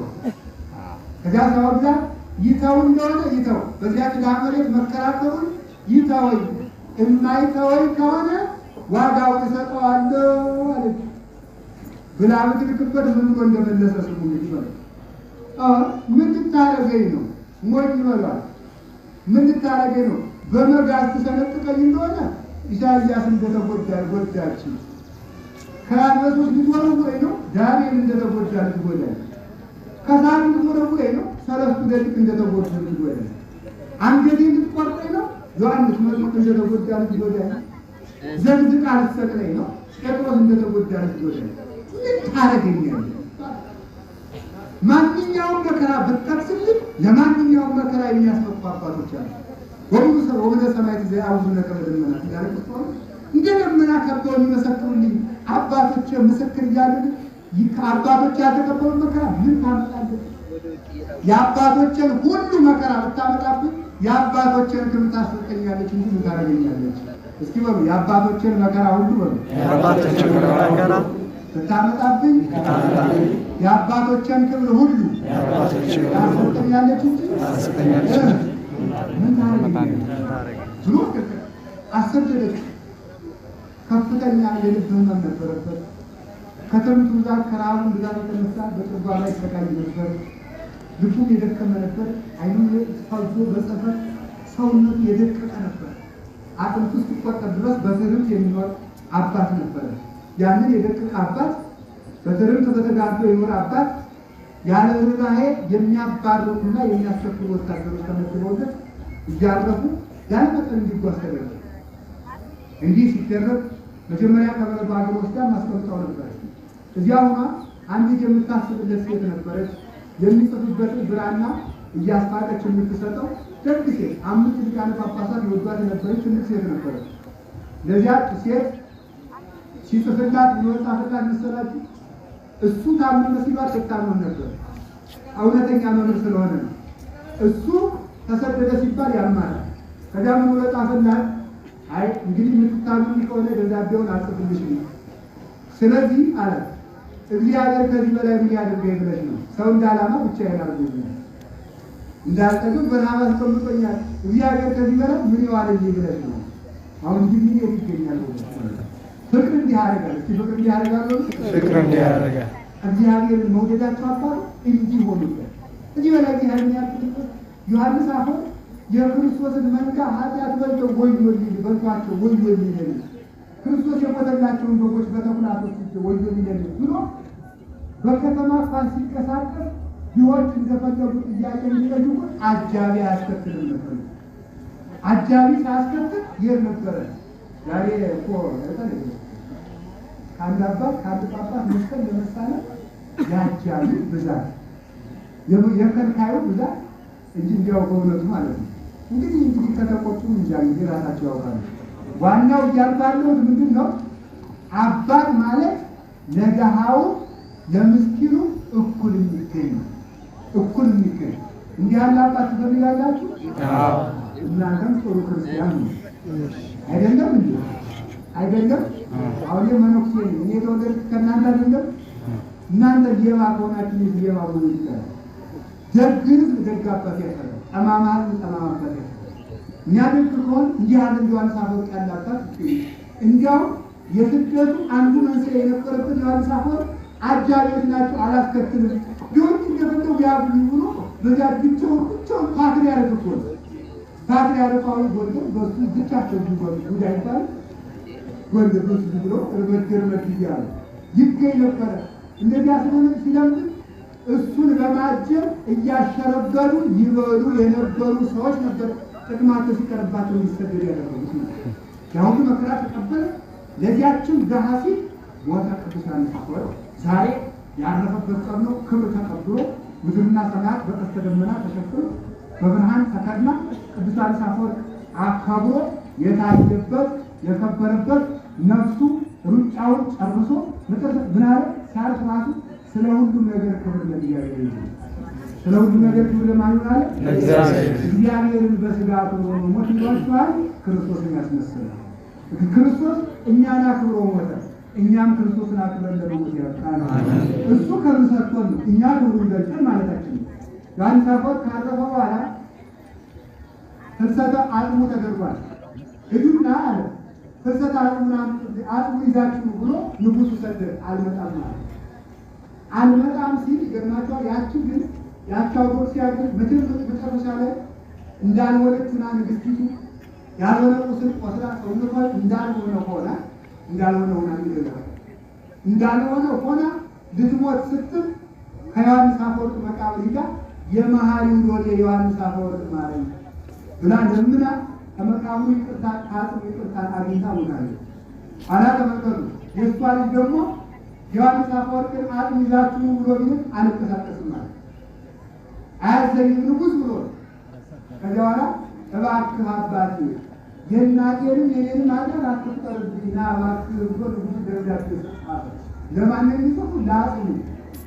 ደብዳቤው ይዞ ሲጻፍ አጽሙ በሰላም ተንቀሳቀሰና በመርከብ በጀልባ ይዘው ሲመጡ ይገርማል እኮ በጀልባ ይዘው ሲመጡ ጀልባይቱን ነፋስ አስነሳና እግዚአብሔር ያለ መንገዷ የዲዳ ወጣች። ከዚያ ድሃ መሬት ላይ ወጣች። ጥብቅና ቁሞላት ከሞተችው ድሃ መሬት ላይ ሄዳ በዚያ በኩል መርከብ ይወጣች። አጽም ያለፈው በዚያ ነው። ስለዚህ ዮሐንስ ለድሃው ክርስቶስ ለድሃው አዳም ራሱን አሳልፎ እንደሰጠ ዮሐንስ አፈወርቅ ለድሃይቱ ራሱን አሳልፎ ሰጥቷልና ክርስቶስ የሚያስመስል ስራ ሲሆን ክርስቶስ የሚያስመስል ስራ ምንድን ነው? ይህ ራሱን ለባልንጀራ አሳልፎ መስጠት ፍቅር ይባላል። አያችሁ የእግዚአብሔር ቤተሰቦች አንድ ሰው ምን ያህል ክቡር እንደሆነ አወቃችሁ? ክቡር ፓትርያርክ ዮሐንስ አፈወርቅ የሞተው ስለ አንድ ሰው ስለምስም ሰው አንድ ሰው እንኳን የተጣላችሁ ሰው ይህ ከሰው ጋር ጠላሎቹ ትላለ ግዳስ ካልሆነ ናቸው ሶስቱን አምስቱን አንዱላችሁ ይላል። የውሱ ስራ ሰው ጋር ጣቢል ለሚጉኝ ይላል። አንድ ሰው ለእግዚአብሔር ይችላል። አንድ ሰው ካስቀጀማችሁ ዋጋ አለው። ለአንድ ሰው ነው የሞተው። ዮሐንስ አፈወርቅ ዋጋ የከፈለው ለአንድ ሰው ነው። ሰው ውድ ነው። የአንድ ሰው የጠጉሩ ዘለላ ሰማይና ምድር ተደምረው በክብር አይተካከሉም። ለምን? ለዚህች ራሳችን ለዚህ ጠጉራችን የአምላክ ደም ተከፍሎበታል። አምላክ ደውን ማንኛውም ሰው ማለት በአምላክ ደም የተገዛ ነው። ከቃሉ ጋር ናቸው። ለሰው ክብር ለመስጠት ያልቃል። እንዲህ ዮሐንስ አፈወርቅ ክብሩ ምንድን ነው? እሱ ከቃሉ ጋር ናቸው። ኋላ ደቀ መዝሙሩ ተገልጦለት ራእይ ተገልጦለት ሰማያት ተከፍተው ሁሉንም ቅዱሳን ሊቃውንት ሲያቸው ዮሐንስ አፈወርቅ ቀርተው አባቴ እነዚህ ቅዱሳን ጋር ተደመረ ከብላ ካዜኑ መከራይቱ ሁሉ ማለተሰ ሲያዝን ፍላቱ መጥቶ ምን ይነዋል? አባት ዮሐንስ አፈወርቅ ሁሉ በተወራጇቸው ይወረዱ እሱንማ ስጋ የለበሰ ሰው ማየት አይችልም። በመለኮት መጋረጃ ተጋርዶ ይኖራል። በመለኮት መጋረጃ ተጋርዶ ነው። የአባታችን ዮሐንስ አፈወርቅ አይኑ በልቡናችን ይደርስ። አሜን። ዮሐንስ አፈወርቅ ማለት አንዱ ድሆች አውጥተው ደግሞ ይላል ድሆች ዮሐንስ አፈወርቅ የድሆች አባት እንዲህ ይላል። ስብከት ላይ ይቆማል ተዘጉ ክርስቲያኖች ክርስቶስ ትወዱታላችሁ ይላል። ትወዱታላችሁ? አዎ። ክርስቶስ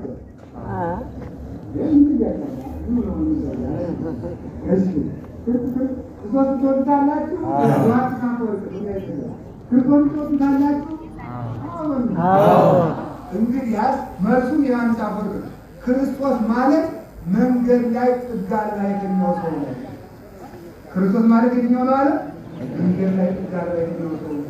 ጥጋር ላይ የሌለው መጠጊያ የሌለው የዕለት እንጀራ የሌለው አንተ እንጀራ በልተህ ቂጣያ ማለት ቂጣ በልተህ ቆመጃ ማለት ከነቆሮም ያላገኘው ድሃ ተደፍቶ የሚያድረው ፊቱን የሚያብስለት እንባ የሚያብስለት አይኖባ የሌለው የደረቱን ውጋት የሚጠግነው የሌለው ያ ድሃ ማለት ክርስቶስ ነው። ያን ድሃ ስትወደው ክርስቶስ ወደቀው ሲል ድሆቹ ተሰብስበው አፈወርቅ አሉ። የስ አንደበቱ ማር ነው የኛ መመኪያ ነው ብለው ድሆች አወጣውለታል። ይህንን ሁሉ መጀመሪያ ምንድን ነው ይላል? አፍ ምጽዋት ነው። ዮሐንስ አፈወርቅ በረከት ይደርብን። አባዮች ያለው እያሉ በአማን አፈቃዚዮን ሊያሰርጓ ቤተክርስቲያን በመድራሳት በአማን አፈሶከር አፈማት ሊያስተገስሩ ማይትና በጣኝት ነው። በአማን አፈመጽላይ ዮሐንስ አፈወርቅ እውነትም አፈወርቅ ለምን ትምህርት ለቤተክርስቲያን ይባላል። ዮሐንስ አፈወርቅ እውነትም አፈማት እውነትም አፈስኳር ለምን ትምህርትም ላዘኑት ሕይወት ለመረረባቸው ሐዘን የሚያስወጣ ጣፋጭ ነው። ዮሐንስ አፈወርቅ እውነትም አፈሰይፍነ እንዲህ አጋንንትን ስብከት እየቆራረጡ ይችላል። ዮሐንስ አፈወርቅ የአባት ያለመበቀ ነው። ክርስቶስን መምሰል መስለ ለማለት ያውቃል። አሜን አሜን አሜን። ዛሬ ዮሐንስ አፈወርቅ በእውነቱ እሱን መስሎ እሱን ያለው ሰራቂ የለም። በረከቱ ይደርስብን። አሜን። ሁላችሁ የዮሐንስ አፈወርቅ ሕይወት አጥንታችሁ እንድትኖሩ እግዚአብሔር ይርዳችሁ። ሁለተኛ ዮሐንስ ክርስቶስን የሚያስመስል ስራዬ ነው። አባትን ላይ ነው ወላሂ ተጋ ሃይማኖት ነው።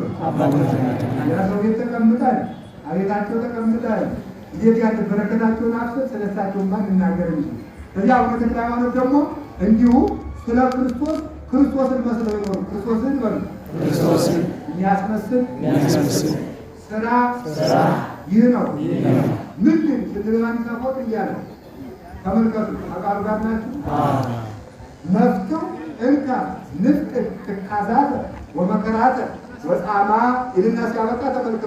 ወጣማ ይላል በዝንቱ ግብር የተነሰለ ለክርስቶስ ወዳጆቼ ክርስቲያኖች ሆይ መከራን ድካምን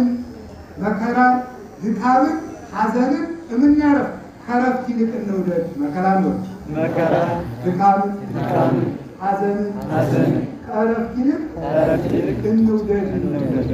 እንዴት ሲባል ደግሞ ሲጠየቅ ይህ ስራ ክርስቶስን ያስመስላል በሉ እንጂ ይህ ስራ ክርስቶስን ያስመስላል። እሺ ከረፍት ይልቅ ትጋት ነው። ከረፍት ይልቅ ትጋት፣ ከደስታ ይልቅ ሐዘን፣ ከኃይል ይልቅ ድካም፣ ከጥጋብ ይልቅ ረሃብ። ይህ ስራ ክርስቶስን ያስመስላል። ክርስቶስን አልተራበም፣ ተርቧል፣ አልተሰደደም፣ ተሰዷል፣ አልታሰረም፣ ታስሯል፣ አልተገደለም፣ ተደብድቧል፣ አልተናቀም። ስለዚህ ይህንን ማለት ማንን ያስመስላል? ክርስቶስ። ጌታችን ከቤተልሔም ወጥቶ ተሰደደ። አቡነ ተክለ ሃይማኖት ከእናት አባታቸው ወጥተው ጌታ ኢየሱስ ክርስቶስ እኔም የእናት አባቴ ቤት አልዘጋውም፣ አንተም የሰማይ ቤት ወጥቶ ይዛቸው። ከዚያ በኋላ በበረሃው ስራቸው 40 ቀን ሲሆን ቅጠሉ ስንት ያደርጉና ያችን ይቀምሳሉ። ሰውነታቸው ስቅቅ አይጣፍጥም። ሌላ ምግብ መቀየር ሳይሆን ቅጠሉ ይቸዋል እያሉ በዚህ ቆር ነበር። ይህ ስራ ክርስቶስ ለሰው ብሎ መራራ ሲሰጥ ለሰው ብሎ በጣም መራራ የሚሰጥ እሱ ከአይሁድ ተሰደደ፣ እሳቸው ከቤታቸው ተሰደዱ። እሱ ተደበደበ፣ እሳቸውም ተደብድበዋል። ከገደል ተወርውረዋል። 40 ዓመት ሙሉ በረሃብ ተሰደዋል። ባጋንንት እስከይደቅቃሉ ይላል። አጥንታቸው እስኪሰበር ድረስ ባጋንንት ተደብድበዋል። ስቃዩን የስቃያቸው መጠን ቆጥሮ መናገር አይቻልም። ኋላ ዓለምን አጣፍተው እንደ ጨው አጣፍተው ተጋድሎን ፈጽመው ከሱራፌል ጋር አጥመው በባሕር ላይ በእግራቸው ሂደው በክንፍ በረው ይህን ሁሉ አድርገው በሃይማኖታቸው ዛፉን ነቅለው ድውይ ፈውሰው አጋንንት አውጥተው ሙት አንስተው ውሃ አፍልቀው እንጀራ መግበው ዓይን አብርተው ጎባጣ አጠንተው ይህን ሁሉ ያላመኑትን አሳምነው ይህን ሁሉ ካደረጉ በኋላ ያርጉት ሲቀራቸው ምን አሉ መሰላችሁ? አይ ለዓለሙ አበራሁለት እኔ ጨልሜ የቀረዋል። ዶክተሩ 9 ዓመት ተጋድሎ ደግሞ ለዓለሙ አበራሁለት ነው። እኔ ጨልሜ የቀረው መብራት ራሱ በጨለማ ማን ያበራለታል? መብራት ራሱ በጨለማ ማን ያበራለታል? መድኃኒት ባለመድኃኒት ራሱ ከታመሙ ማን ይፈውሳል ብለው እንደገና ብረት ተክለው በፊታቸው ሌላ ብረት፣ በኋላቸው ብረት፣ በቀኝ ብረት፣ በኋላ ብረት ተክለው ጦር ተክለው ወደፊት ያየወጋቸው የኋላ ያየወጋቸው እንደገና አዲስ መከራ ጀመሩ። ይህ ስራ በሉ ማንን ያስመስላል? ክርስቶስን ያስመስላል። ማንን ያስመስላል? ያን ሁሉ የሚያደርጉት ለምንድን ነው ሲባል ማለት ነው። ይህን ሁሉ ማለት እያሉ ያን ሁሉ መከራ ተቀበሉ። ቃል ኪዳን ተሰጡ፣ አረፉ። ካረፉ በኋላ ጌታ ቀጠሮ ሰጣቸው። ከቃሉ ጋር ናችሁ? ያን ጎናችሁ ጋር ይሁን። አሜን። ስሙ ይበደም የጥንት አንድ ነው የቀረችው። መጨረሻ ላይ ምን ሆነ? በዛ የዛሬ 57 ዓመት መቃብር እናዳለች፣ አዲስ መቅደስ ሰርተው አጥምን ያወጡታል ብሏቸው ጌታ ቀርቧቸው ነበር። ዛሬ ግንቦት 12 ቀን 57 ዓመት ከተቀበሩ አለ። ከተቀበሩበት ዋሻ አጥማቸው 57 ዓመት ተቀምጠዋል። ያ አጥም አስተውሉ። የሐዲስ ኪዳን የክርስቲያን አጥንት ክብር አለው። ለምን ብትሉ የማንን ሥጋ የተቀበለ አጥንት ነው። የማንን ደም የተቀበለ አጥንት ነው። ስለዚህ ይሄ አጥንት ክቡር አጥንት ነው። ጸዳለ ፀሐይ ክርስቶስ የሚያበራበት፣ ፀሐይ ኢየሱስ ክርስቶስ የሚያበራበት አጥንት ነው። መዓዛ ዓለም ክርስቶስ ሞዘባይ ክርስቶስ ያጣፈጠው አጥንት ነው። እንደሌላ አጥንት ያለ አይደለም። በክርስቶስ መለኮታዊ መዓዛ የጣፈጠ፣ በክርስቶስ ደም የነጻ፣ በክርስቶስ የሕይወት እንጀራነት የጠገበ የከበረ ምስጢረ ሰማያትን የተመላ ክቡር ጽኑ ልዩ ቅዱስ ንጹሕ አጥም ነው። ያሉ ዝም ብሎ አጥም እንዳይመስላችሁ። የአዲስ ኪዳን አጥንታችን እንኳን ክብር አለው። በክርስቶስ ደም የነጻ ነውና። ከዚህ በኋላ ተመልከቱ። በ57 ዓመቱ አባ ተክለ ሃይማኖት ልጄ ሕዝቅያስ አቤት ቀጠሮው ደረሰ። ተመልከቱ ቃል ቢደርስ አምባ ይፍረስ እንዲሉ ቀጠሯችን ደረሰ። ዛሬ 57 ዓመት ጌታችን ጌታ ኢየሱስ ክርስቶስ አጥሜ ይፈርስና ከመቅደስ ይገባል ብሎ ነበር። በእንግዲህ ምድረ ኢትዮጵያን በሙሉ ሰብስብ ግንቦት 12 ቀን ከቤተ ክርስቲያን ያልመጣውን አባቴ ተክለ ሃይማኖት ብሎ እንዳይጠራኝ የኔ አጥንት እንደከበረ መከራ የተከበረ አጥሜ በሚከብርበት ቀን መጥቶ ክብሬን ያልተሳተፈ ሰው ተክለ ሃይማኖት አባቴ ብሎ አይጠራኝም ብሎ የሚገርልኝ ነው። በሉ አባቴ ተክለ ሃይማኖት ብላችሁ መጥራት የምትፈልጉ ሁሉ ግንቦት 12 ቀን ከደብሩ እንዳትታጡ ብሎ የካቲት 19 ቀን አባታችን ተክለ ሃይማኖት ብርሃነ ዓለም ተገለጡለት። ለዛሬ ቀጠሮ ተከተለ። ምልክቱ ምንድነው? እንደሆነ አጥሜን አስገባና ከመቅደሱ ውስጥ 3 ጊዜ ስታዞረው መብራቱን አጥፍታ ነው የጠፋው መብራት ይበራል። በዚህ የመምጣት የወቃው አባታችን ተክለ ሃይማኖት 12ቱ ደቀ መዛሙርታቸው በሙሉ እነ ቅዱስ አኖሬዎስ እነዚህ ሁሉ ተሰብስበው አጥማቸውን እኔ ነኝ የሚሸከም እያሉ እየተሻሙ አጥማቸውን ሲያወጡት በተቃሎ ነበርና እርግፍ አለ ይላል። አባታችን አቡነ አኖሬዎስ አባቴ እኔ እርግፍ ያርገኝ ብሎ በራሱ ላይ ማለ ይላል። በተጋድሎ እኛን ለማደር ተክለ ሃይማኖትን የማይወድ ሰው ክርስቲያን ብቻ ሳይሆን ኢትዮጵያዊ ዜግነት ነው። ተክለ ሃይማኖት ማለት የኢትዮጵያ ብርሃንና መመኪያ ነው። አጥማቸው ሁሉ ለኢትዮጵያ መጽሐፍ ቅዱስ ላይ ትምዶን ተጽፏል። ቅብሩኒ ሀበ ተቀብረ ብእሴ እግዚአብሔር የእግዚአብሔር ሰው በተቀበረበት መጽሐፍ ነው። ቅበሩ ይላል መጽሐፈ ነገሥት ላይ መጽሐፈ ሳሙኤል እትበሉ ሁላችሁ የእግዚአብሔር ሰዎች በተቀበረበት መቃብር ምን በሉ ቅበሩ ተፈተ አዲያም ተክለ ሃይማኖትን እንዲያርገው መዓዛ ከሩቅ የ30 የ40 ቀን መንገድ ይሸት ነበር። 57 ቀን በኋላ 57 ዓመት በኋላ ይሸት ነበር። ጥሩ መዓዛ የክርስቶስ መዓዛ አለበት አላልኳችሁ? አዎ ያ መዓዛ ይሸት ነበር። ሁሉም እኔም ልዳስ ይሻሙ ነበር። ይሻሙ ተመልከቱ። አንዱም እኔም ልዳስ ነኝ ሲል ተመልከቱ። እኔም ልዳስ ነኝ ብሎ አረብ ሲል አንዱ ደግሞ ጠንከር ያለው በእግሩ ቢረገጠው እግሩ ተረፍቷል። ቢሰበር ከአቡነ ተክለ ሃይማኖት ከመግነዙ ጨርቅ ቢያስነኩ እግሩ እንደገና ቀጥ አለ።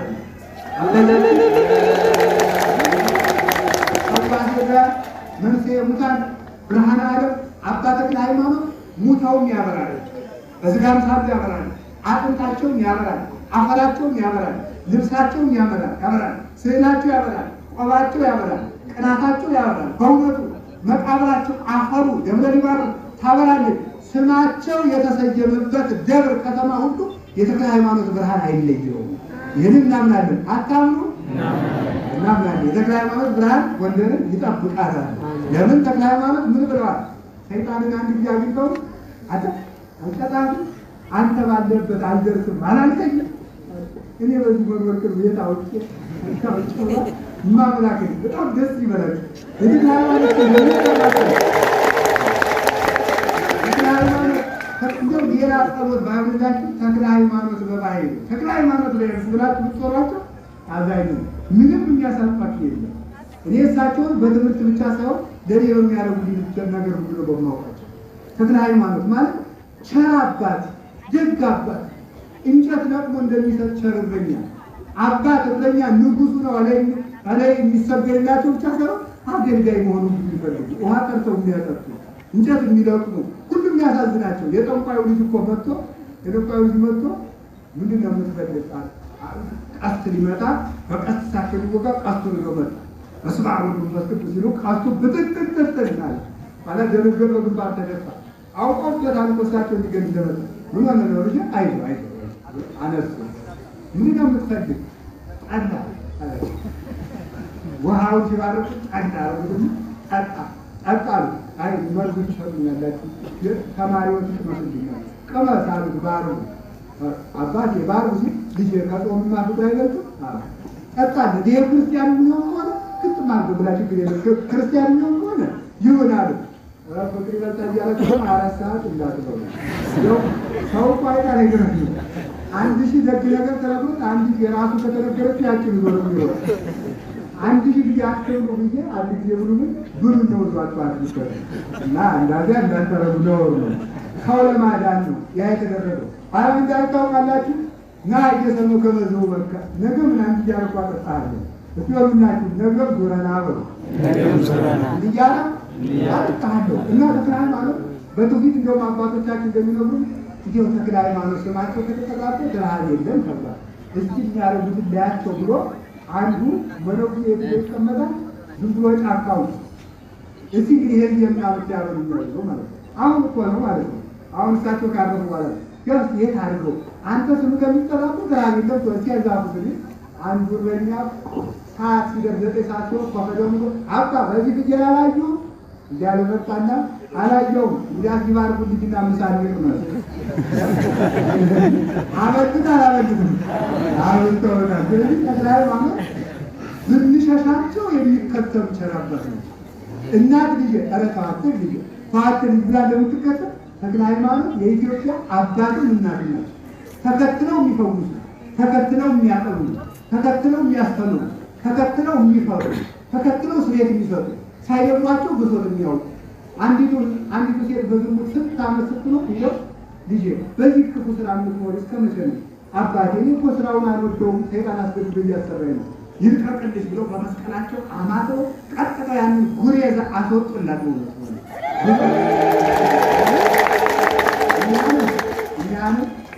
ብሉ ብሉ የሚያሰኘን ታዩ የሚያሰኘን ጸሎት እንዳንመጣ የሚያደርገን ነው። ተቃሉ የሚያሰኘን ተደባደቡ የሚያሰኘን ነው። ሩጡ የሚያሰኘው ነው። ቤተክርስቲያን ሩጥ የሚያሰኘንን ሰይጣን ቀጥቅጠው ተክለ ሃይማኖት በብርሃን መስቀላቸው ይጣሉ። ለዚህ አባታችን ተክለ ሃይማኖት እንዲያርገው ብርሃናቸውን ገለጡ። ኋላ ከመቅደስ ገባ አጥማቸው ሲገባ ከልጃቸው ከፊልጶስ ጋር መጥተው ደብረ ሊባኖስ ከመንበሩ ላይ ህዝቡን ለመባረክ ከኢትዮጵያ የተሰበሰበው መንበሩ ላይ ቁጭ ሲሉ የጠፋው መብራት ዋጋ ሁላችን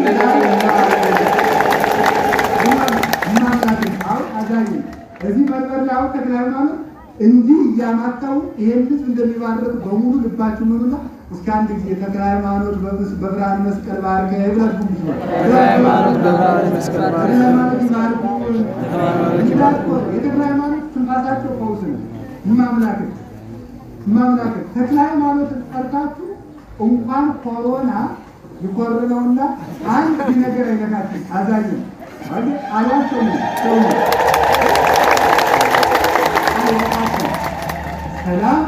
ሰላም ለስትንፋስከ ፈዋሴ ቢያን በነፋቱ ወሰራይ ጀጋይ በክህዶቱ ተክለ ሃይማኖት ይስሐቅ ለእግዚአብሔር መስዋዕቱ ወሀብኩ ከቃለ ውዳሴ ለማይሌተ ስምከ ዝንቱ ወይብሰብረኪ ውቁቱ ስለዚህ ሰላም ለስትንፋስከ ፈዋሴ ቢያን በነፋቱ አባ ተክለ ሃይማኖት እፍ ብሎ ድውያን እንደሚፈውሰው እስትንፋስ ሰላምታ ይገባል። ተክለ ሃይማኖት እፍ ብለው ይህንን በሽታ ጣልተው ከኢትዮጵያ ያስወጡልን። አሜን። ይህንን አምነን ጸንተን ለመኖር ያብቃን። ስለዚህ ተመልከቱ፣ ክርስቶስ የሚያስመስል ስራ ምንድን ነው? ይህ ነው። ተክለ ሃይማኖት እንዲህ ማድረጋቸው ክርስቶስ አምላካቸው ሞተ። ክርስቶስ በስጋ ሞተ። በስጋ ቢሞት በመለኮቱ እንደተነሳ ተክለ ሃይማኖት በስጋ ሙተው እንደገና በነፍሳቸው ሕይወት ሕያው በስራቸው ሕያው ስለሆኑ በአጥማቸው ላይ ሕያው ስራ ገለጡ። ቅዱሳን ቢሞቱ ሕያዋን ናቸው። ለምን? የሕያው የክርስቶስ ልጆች ስለሆኑ አምላካቸውን መሰሉ። ክርስቶስ ሙቶ እንዳልቀረ ተክለ ሃይማኖቱ ቢሞቱ ሙተው አልቀሩም። በአጥንታቸው ሕያው ሆነው ስራ እየሰሩ ነው። የተክለ ሃይማኖት በረከታቸው ይድረብን። የመጨረሻው ሶስተኛ ክርስቶስ ሰምራ እሷን ስተልኝ ነው። ሌላ የለም። አዛኝ ሌላ አላመጣም። እናታችን ቅድስት ክርስቶስ ሰምራ እሷ ስተመልከቱ ክርስቶስን ወልደም ክርስቶስን የሚያስመስል ስራ ምንድን ነው? ይህ ነው። የተክለ ሃይማኖት እንዲያው ምንድን ነው ክርስቶስ የሚያስመስል ስራ? ፍቅር በሉ መከራ ወጥቷል። እረፍት ትቶ ትጋት ረሃብ መውደድ ክርስቶስን ያስመስላል። እናታችን ቅድስት ክርስቶስ ሰምራ በትዳር ደግሞ ነበር ታውቃላችሁ። ይሄንም ወጥወጡን ልጄ ነው ታሪኩን ምደርስ ቶሎ ብዬ። ስለዚህ እሷም በትዳር 12 ዓመት ኖረች። 12 ትዳራችሁን የምታቃልሉ ሰዎች በደንብ አድርጋችሁ ስሙ። በደንብ አድርጋችሁ ክርስቶስ ስንት ቤተክርስቲያን አለ? አንድ። ምን አላችሁ? አንድ። እሺ ባል ስንት ሚስት ይኖራል? አንድ። ኧረ በሉ አንድ። ያማትሳ ማስታመም አልወልድ የምትልስ ለወጉማ ትልካላችሁ። አሁን ፍርድ ቤት ያጨናነቃችሁት እናንተ አይደላችሁ? ብትከሳ ክርስቶስ ቤተክርስቲያን ብትቃጠል ብትሰደድ ይተዋታል? ሚስትን መተው ሚስት እኮ ብትታመን ብትመጥን መተው ማለት ክርስቶስ ቤተክርስቲያንን ሲቸግራት ይተዋታል ብሎ መካድ ነው። ክደት ነው። ሚስትን መፍታት ክደት ነው። ታውቃለች። እንደዚህ ስላችሁ ሴቱን ብቻችሁ አትቀሩ። ደግሞ ለባሉ ላመጣ ነው። ባል ደግሞ ቤተክርስቲያን ደግሞ ስንት ባል አላት? በሉ እንጂ ማን ነው? ክርስቶስ ነው። ሲርባትም ማን ትላለች? ኢየሱስ ክርስቶስ። ሲቸግራት ኢየሱስ ክርስቶስ። ዝናብ ሲቀርባት፣ በሽታ ሲመጣ፣ ጦርነት ሲመጣ፣ ሲጨልምሳ፣ ሲነጋሳ፣ ስትታሰርሳ በቃ ቢርብም ባልን ማለት ቢጠማውም አካሉ ቢሰነከርም ቢታሰርም ቢቸገርም ቁም ነገረኛው ትዳራችን ሲቀጥል የተቀደሰ ትዳር ብትሉ ይህን ሁሉ ውጥንቅጥ የሆነ ፖለቲካ ያመጣው የተበከለ ትዳር ነግራችሁ ተነግሮ የማይሰማ ትውልድ በዚያም መከፋፈል በዚያም ማለት በዚያም መግደል ወይ ፍርድ ያጣና ወይ ብሶት አይሰማ እንዲህ ያለ ችግር የመጣብን የተቀደሰ ትዳር ባለመያዛችን ነው። የተቀደሰ ትዳር ባለማበጀታችን ቤተክርስቲያን ትዳርን ቀድሳ ባለመስረቷ፣ እናንተ ደግሞ ትዳርን መስረት ሰርታችኋለች። ስለምትረሱት ነው እንጂ ማለት ነው። ስለዚህ ከቃል ጋር ናችሁ። እግዚአብሔር ከሁላችን ጋር ይሁን። እናታችን ቅድስት ክርስቶስ ሰምራ እመቤታችን የትዳር ውጤት አይደለችም? እናት አይደለች? ትዳር ባይኖር ማርያም አትገኝ፣ ማርያም ባትገኝ ክርስቶስ ባመኖር። ስለዚህ ተመልከቱ፣ ትዳራችሁ ክብር ስጡ። ምንኩስና እንዲህ ያለው ብቻ የሚያጸድቅ አይመስላችሁ። ለመነኩሴ 3 ጠላት አለበት። አንደኛ ስጋው፣ ሁለተኛ አጋንንት፣ ሶስተኛ ዓለም ነው። የሰማችሁ ነው። አንደኛ ማን ነው? ስጋው፣ ሁለተኛ አጋንንት፣ ሶስተኛ ዓለም። ለባለ ትዳርሳ ታጋዩ ደግሞ አንድ ይጨምራል። ወይ ሚስቱ ወይ ባባ አራተኛ ይጨምራል። ዓለም እንደኛ እናንተም ይዋጋችኋል፣ ሰይጣንም ይዋጋችኋል። አንድ ጦር ትጨምራላችሁ። አንድ ጦር እኛ ቢከፋን ቢገባን ብቻችን ያው የነፍሳችን ያውጀው እንጂ ግን እናንተ ነው የሚሰሩት። ያው የመነኩሴ እኮ ቀሚሱ ሰፊ ነው ጠባብ ነው? ለምን ትባሉ? ይሄ ብዙ እጅ እንደሚያስገባው እጅየው ብዙ እጅ ይሄን ሁሉ ሰብስቤ ገነት የማስገባት ግዴታ አለብኝ ማለት ነው። አይዳነኝ መውጫውን ይሻል ይገርማል እኮ እኛ አዲያ ዝም ብሎ አንዳንድ ሰው ሲቸግረው ችግር ምን ኩሽ ተገላቢ ተጨቃጭቀ ማለት ነው። ብቻውን የርፍ ማለት ይመስላል። ምንድነው አይደለም። የምንኩስና ማለት የዚህ ሁሉ ሰው ሸክም መሸከም ነው። በኦሪት ታውቃላችሁ። በኦሪት ለሕዝቡ አንድ ወይፈን ይቀርባል፣ ለንጉሱ አንድ ወይፈን፣ ለሊቀ ካህናቱ አንድ ወይፈን። ምን አስተዋላችሁ? አሁን የኢትዮጵያ ስንት ሚሊዮን ደርሷል? ለዚህ ስንት ወይፈን ይቀርብ ነበር? በብዙ ነው። አንድ ወይፈን ለንጉሱ ለብቻው ስንት፣ ለሊቀ ካህናቱ ለብቻው ስንት። ምን ማለት ነው? የአንድ ካህን ኃጢአት የብቻው ኃጢአቱ የጠቅላላው የሕዝቡን ኃጢአት ያክል ነው። እያችሁ ክብሩ ሰፊ ስለሆነ የሚጠየቀው በዚህ ያህል መጠን ነው ማለት። የተሾመም ሰው እንደዚያው ነው ማለት። ሕዝቡ በጠቅላላ የሚጠየቅበት የሕዝቡ ኃጢአት ተደምሮና የአንድ ባለስልጣን ኃጢአት እኩል ነው። ለምን? ሕዝቡን ሊመራ የሚደረግ ተሰይሟል።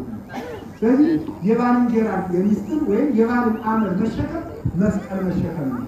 ክርስቶስን ስትመለከቱ ክርስቶስን ይወዱ የሚያስመስል ስራ ይህ ነው። ምን ማለት ጥሩ ትዳር ነው ወይ እንጂ ክርስቶስና ቤተክርስቲያን በአንድ ጸንቶ እንደሚኖር በአንድ ጸንቶ መኖር ክርስቶስን የሚያስመስል ስራ ነው። ሰምታችሁኛል? እሺ እንጨርሰው። እናታችን ቅድስት ክርስቶስ ሰምራ ስትኖር 11 ልጆችን ወልዳለች። በቤቷ የተቀደሰ ኑሮ ትኖር። ትዳርን ይቀደሳል። በዓላትን በማክበር አጽዋማትን በመቀደስ እንግዳ በመቀበል አስራት በማውጣት በትዳር ላይ ባለመስራት ትዳር ቅዱስ ነው። የተቀደሰ ስለሆነ መነኮሳት በበረሃ ብለው እናባንጠው ይወርድላቸው የነበረውን ህብስት ቅዱስ ሚካኤል ከትዳር ቤቷ ይዞላት ይወርድ ነበር። መጻሕፍትን የምታነብ በቁም ነገር የተሰራ ስትሰራ፣ ስትጽፍ፣ ስታለቅ፣ ስትገፉት ሁሉ የተቃናለ ዛሬ ቅዱስ ሴቱም ስራ ትቷል። ተሰፋላችሁ ይህ ለምኳሰቱ ስሪ መግዛት ብሎ መግዛት ሴቱም አሰቡ ጥቅም አትፈቱ ሲነጠ ላይ ልዳችሁ እሷ ቡቲክ ገዝታችሁ ቤታችሁ እየሮጣችሁ ነው አይደለም። መጽሐፍ ቅዱስ ላይ እኮ ይላል ብልሴት ለባሏ ሰፍታ አለሳል። እጅ ስራ መስራት አንዱ ከኃጢአት የምትገላገልበት አንዱ ስራ መስራት እና ዛሬ እንደው ቢቻል ወጥም ከሰማይ እንደ እስራኤል መና ከደመና ተሰርቶ ሊወርድለት ሳይወድ አይቀርም። ሰንቷቱ ማለት ነው። ተኝቶም ቢበላ ወዷል። ሰይጣን አይደረስ እኮ ሳይሰራ ብሎ የኢትዮጵያ አምላክ ኢትዮጵያን ሀብታም ያደርጋል። አረታው ማምላክ ነው። እየሰሩ ባርክልኝ። እግዚአብሔር እንኳን ሰርቶ ነው ይችላል። ምታስገኝ 6 ቀን ሰርቶ ነው ያለ የተገኘ። እኛም እንስራ። ከቃሉ ጋር ናችሁ። ቅዱስ ክርስቶስ ሰራተኛ ስግደት የምታዘወትር ጸሎት የምታዘወትር ለባሏ ታዛዥ እንግዳ ተቀባይ መጽዋት ሰራተኞቿን እንኳን እንደ ሰራተኛ ሰው የምታዛቸው እንደ እህት እሷ ተቀድማ ሰርታ የምታሰራ ቅን እመቤት ነበረች። እንዲሁም ስትኖር ቅዱስ ሚካኤል መጥቶ መና ከቤቷ ውስጥ ይመግባት ነበር። እናንተንም ትዳራችሁን ይቀድስላችሁና ቅዱስ ሚካኤል መና ይመግባችሁ ብሎ መግበን አይደለም ምሳሌ ሆነ። እንዲያስትል አንዲት ክፉ አገልጋይ ነበረች። ያችን ክፉ አገልጋይ ምን አደረገቻት? ብትቆጣ መዓት ዘበረት ይባላል። የሚገባ ቁጣ ማለት ነው። የሚገባ ቁጣ ምን ማለት ነው? ልጅን መግረፍ ይገባል። ግን ብላችሁ አታውቁት። የከተማ ልጅ ሰው ልጅ ሲያሳድግ ዝም ብሎ ማብላት ብቻ ነው። እንደ በሬ ማድለም ማለት ማብላት ኋላ ካፍ ሲል ማማ ማንተጠረ ነው። እግዚአብሔር እናንተጠረ ዝም በል እንደዚህ አይባልም። አናሽከር ነው እንደዚህ እግዚአብሔር ክፉ ነው። እንዴት እያበላችሁ እንደ በሬ ነገር ከእግዚአብሔር ይለያል። ክፉ እኮ ነው ማምላት ክፉ። ድሮ እኮ እናቶቻችን አባቶቻችን ሲያሳድጉ የሆነ ሰው ቤት እንዳንሄድ ተፈለቁ ከእነንትና ቤት ጅብ አለ ካሉ አለ። ዛሬ ግን ከእነንትና ቤት ጅብ አለ ብትሉት ማን አለ? ማን ያለው ቻለ? ይሄዳቸው በቀን ይበላል ብሎ 5 ጥያቄ ወደረ። አስቸጋሪ ትምህርት ስለሆነ እንድትማሩ እንድታስተምሩ ሆነ አለባችሁ። መቅጣትም ይገባል። መቆንጠጥ ሲገረፍ ራሱ ታነገስ ይላል። ይጋስላል እንደሚታረው አቡነ ቡላው ላይ አቡነ ዝናት ይደገፋል። አቡነ ዝናት ይደገፍና መሬቱ ይመታል። አዚያ በኋላ ያው እሱን ነው ማለት ነው ይገረፋል። የማይቆነጠጥ ዲቃላ ነው ብሏል ጾም ዕብራውያን 12 ነው። የማይቆነጠጥ ዲቃላ ነው። እኛም እግዚአብሔር በበሽታ የሚቆነጠጠን ልጆቹ ስለሆኑ ነው። በዚያውም ደግሞ ማለት ነው ይህንን ያዙ። ከቃሉ ጋር ናቸው። ኋላ መቆጣት ይገባልና ሰው የተማረውን ትምህርት ሲያጠፋ ስርዓተ እግዚአብሔር ሲያበላሽ ቁጣ ይገባል። መናፍቃንን መቆጣት ይገባል። ኋላ ያደርጋል ገስጽቦ እንዳያሉ እንበለ ስርዓት እንዳለ ስሙን ወስዳ ቅዱስ ክርስቶስ ተምራ አፏ ላይ ጨመረች ነው ዘራተኛ ሞተች።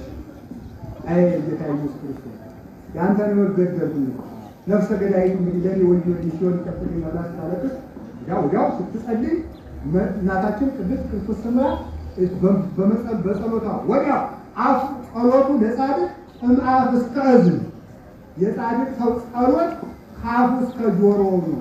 እትበሉ የጻድቅ ሰው ጸሎት ከአፉ እስከ ምን ማለት ነው? ጥያቄውን በአፉ ከማቅረቡ መልሱ በምን ከችላል? በጆሮ ከችላል። የጻድቅ ሰው ጸሎት ከአፉ እስከ ጆሮው ነው ማለት ነው። አያ ቅዱስ ክርስቶስ ነው አራ ጌታዬ ነፍሰ ገዳይ ከመሆኑ ሰው ስትል ወዲያው የላይቱ ሰራተኛ አፈፍ ላይ የወጣች መጣ እናታችን ቅዱስ ክርስቶስ ሰምራ ያቺ የሞተችው እኮ ሰራተኛ ተነሳችን ልጅ እንኳን ደስ ያለ ጸሎቱ እናንተ ያዛችሁ ትዳር እነ ክርስቶስ ሰምራ ሙት ያነሱበት ትዳር ብታከብሩት በትዳር ሙት ይነሳበታል። ሙት ማንሳት ይቻላል። ጸሎቱ ለጻድቅ እኛ ምን አባት አግኝተን ምን ጳጳስ አግኝተን ምን መነኩሴ አግኝተን እያላችሁ ትሳደባላችሁ እንጂ እናንተስ እንደ ክርስቶስ ጠርማ ጥሩ ባለትዳር ናችሁ ተጠላችሁ። እናንተስ መቅሰፍቱን አታርቁ ብሎ በሰው ማመካኘት እናንተም ጸልዩና አርቁታ። እንግዲህ ትክክለኛ አባት ሆናችሁ አታርቁልኝ ይላል ሰው። ቀስቀስ ብሎ አይናገርም ይላል። እናንተስ እንግዲህ አታርቁልኝ እውነተኛ ክርስቲያን ከሆናችሁ እንደ ክርስቶስ ጠርማ በትዳራችሁ ተቀድሳችሁ አትጸልዩ አታርቁ። ተያይዞ መጽደቅ እኮ ነው። ዝም ብሎ ቢያመካኙት አይሆንም። በኋላ ተመልከቱ። ከዚያ በኋላ ብላ ተስላ ነበር ይቺን ሰው ካዳንክልኝ እንግዲህ አደረገ ይሄዳል ብላ ከዚያ በኋላ ዳነች ጋር ልብሷን ለውጣ በእግሯ እየተጓዘች ሄደች። የሰውነቷ ልስላሴ በእመቤትነት የምትኖር ስለነበረች ይሄ እየተቆረጠ አስጋዋ እየተቆረጠ ከመሬት እየወደቀ ዘወር ብላ ሳታየው ትሄድ ነበር። ኋላ መንና አባታችን ከተክለ ሃይማኖት ገዳም ደረሰች። እንግዲህ ልጁንም እንዲያድጋ ቅድም እንደነገርኳችሁ እሱን ልጁንም ትታው 11 ጥቷቸው 12ኛውን የህፃኑ ደግሞ አዝራው ነበር ሄደችው። ከገዳሙ ደጃፍ ከእናቶች ገዳም ወንድ ስለማይገባ እሱም ቢሆን ህግ ስለሆነ ህፃን ቢሆን ጥላው ነበር። ከዚያ በኋላ እያለቀሰ ነበረ። መጨረሻ አንዲት መነኩሴ አረ ይሄ እያለቀሰ ዝም ከምልስ ከአባቶች ከእናቶች ገዳም ወንድ አይገባም የተባለውን ህግ ባፈርስ ይሻለኛል እና ወደ ራእይ ልታስገባው ስትል ቅዱስ ሚካኤል መጡ። አፈፍ አድርገና የወስዶ ከህፃናት በገጠር ካሉ ህፃናት ጨምራል።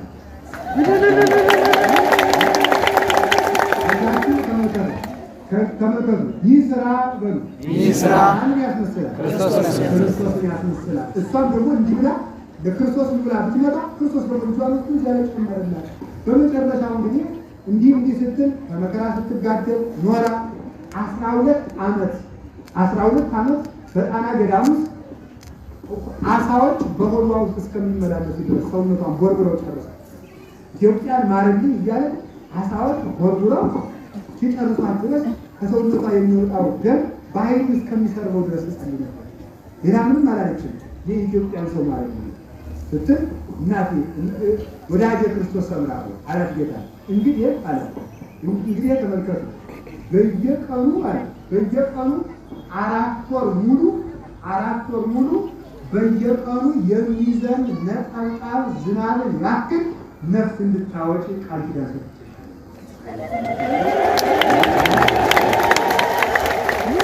መዳኛችን ብዛት ተመልከቱ። መዳኛችን እኮ በዛ። ሊቃውንት እኮ ለዚህ ነው የኃጢአት ስንቱ እንደበዛ የጽድቅም ስንቱ በዝቷልና የሚሉ የኃጢአት ስንቱ ሲበሉ በመሬት ይበሉ የኃጢአት ስንቱ እንደበዛ የጽድቅም ምኑ በዝቷል። ስንቱ አያችሁ በዛ አያችሁ። ሰይጣን በስካሯ ጠጋ አድርጎ ሲያጠፋል፣ እኛ ደግሞ በክርስቶስ ጠጋ ብለን እንላለን። የጽድቅም ስንቱ በዝቷል። ዲያብሎስ ለማጥፋት ስንት ሲያበዛ እግዚአብሔር ለማዳን ስንት አበዛ። ወይፈቅድ ምክንያት ለዚህ አንዲቱ የመዳኛ ስንት ክርስቶስ ሰማይ ነው። ከዚያ በኋላ ተመልከቱ አላችሁ የላችሁም? እንግዲህ ጠንቋዩን እንኳን የካደውን ጠንቋይ እንኳን እደዋለሁ ማይቀበብዚ እዚህ ውስጥ ይኖራል። አንዳንዱ ያስቀብር ምናምን ሲሆን ማይቀበብዚ የሚባል ነበር። ሰይጣን መጣና ይሄንን እጽዋት ከሰውነት ውስጥ ብትቀብረው ሰው አይገድም፣ አትሞትም፣ አትገኝም ብሎ ቀበረ። ሰይጣን ግን አምላክ ክርስቶስን ካድሎ አስካደ። ማንኛውም የጥንቆላ ስራ እግዚአብሔር መካድ ነው። ለእንትን የሚቆረጠውሳ ለሽጉጣሳ እንዳትጠይቁ። ማንኛውም ስር መማስ ቅጠል በበጠስ ነው። እኔ መጽሐፍ የተማርኩት ነው። ሰለፍ የሚችሉ ቀሷል ስር ባሽ ቅጠል በጠስ አትሁን። እጅጉን ሃይማኖት ስትሆኑ በጥበበ ሰብ ዘይገለ በኃይለ እግዚአብሔር ሃይማኖታችሁ በእግዚአብሔር ላይ እንጂ በሰው ጥበብ እንዳይሆን ዘላንን አስቀጥላል። በዚህ ሞኛ ሁሉ እጽዋትን የፈጠረ ጌታ ልጠብቅ የሚበሰብስ እጽዋት ቀብረ መከላከያ ያለ አሊያ እናደረግና ህዝቦ ከክርስቶስ ሰምራ ቢሄር ደግሞ ልጅ ዜገ እባክሽ እንጂ የሚቀደኝ ጌታ ኢየሱስ ክርስቶስ ማለት አንተ እኮ ለሰው ነው የመጣው የምን በከንቷን አፈሰሰ ራክ ማለልኝ አለችው። ታይስ አይሆንም ይላል። የምን በከንቷ አፈሰሃል ብላ ስትከራከረው ምር የሚካል ይላል።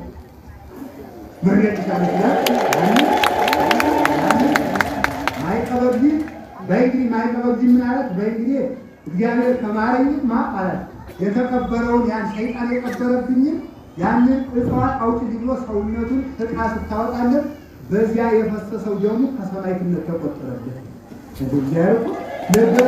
በድህነታችን ያመጣነው ለድህነት ያደርግልናል። እናታችን ቅድስት ክርስቶስ ሰምራ እንግዲህ በዛሬው ዕለትም ብዙ ቃል ኪዳን ተቀብላለች። ከገዳሟ እዚያ ደብረ ምሕረት ላይ 7 ቀን ሙሉ ማር ያዘነችበት ጊዜ አለ። ሙት ያነሳችበት ጊዜ አለ። ክርስቶስ ቃል በቃል ያነጋገራት ጊዜ አለ። ዕጣኑን እንደ እናት ጡት ያጠባት ጊዜ አለ። የእሷ ክብር ተዘርዝሮ አያልቅም። አንድ ቀን እንደውም ትልቅ መስቀል ነበራትና ያንን መስቀል ግስስ ብታደርገው አትንኪኝ አለች ብላ ድንግጥ ስትል አይ ክርስቶስ ብላ ጠልቼሽ እኮ አይደለም ግን ከአንቺ ጋር መሆኔን እንድታውቂ ብዬ አርሶ ደግሞ ጌታ 24 ሰዓት የማይነጋ ንጽሕት እናቴ ቅድስት ድንግል ማርያም ካለችበት አኖርሻለሁ ተብሎ ቃል ኪዳን የተገባላት በቃል እንደ የሁሉ ሳይበቃ አንድ ቀን ምን ትላለች? የመጨረሻው ጌታ ሁሉ ነገር ሰይጣን ማለት ነው።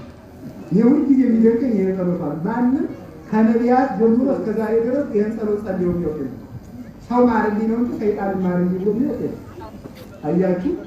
ክርስቶስ ደግሞ ለሰይጣን አዝናለች። እኛ ቢያንስ ብንተዛዘብ ለሰይጣን ያዘነች እና ለእኛም እንዴት አታዝንልን? የክርስቶስ አባ ልጆች ያደረገን እግዚአብሔር ይመስገን።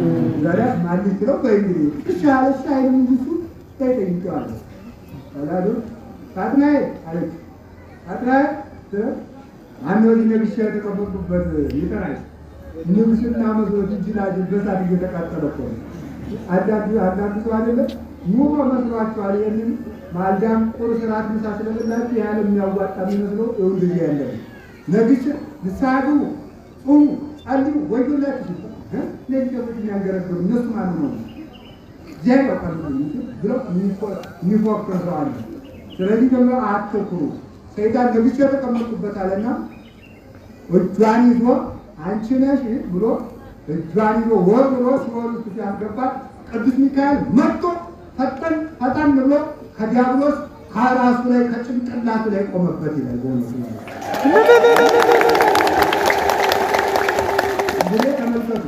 እንግዲህ ተመልከቱ።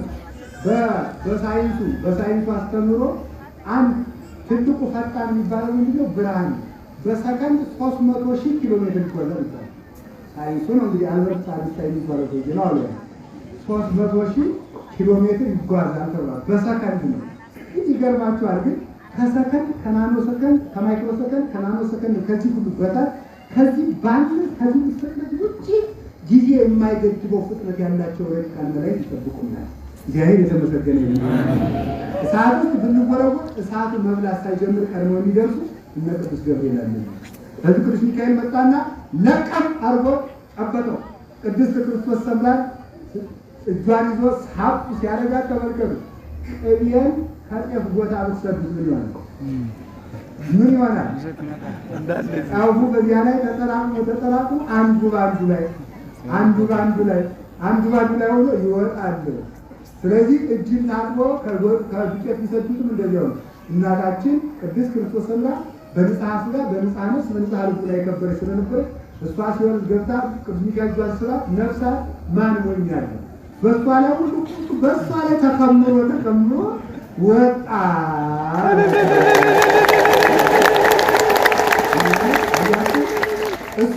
እሷ ተጎትታ ተወርውራ ነፍሳት ክርስቶስ እሱ ሲኦል ገብቶ ነፍሳትን እንዳወጣ እሷ በርባያዋ ሲኦል ገብታ ነፍሳትን አወጣ። እኛም ከክፉ ጉድጓድ እናታችን ክርስቶስ ሰምራ ታወጣ። መድኃኒታችን ያበዛልን እግዚአብሔር ይመስገን። እኛንም ክርስቶስ እንደመምሰል ያብቃን። ያስተማረን እግዚአብሔር ይመስገን። ስብሐት ለእግዚአብሔር ወለወላዲቱ ድንግል።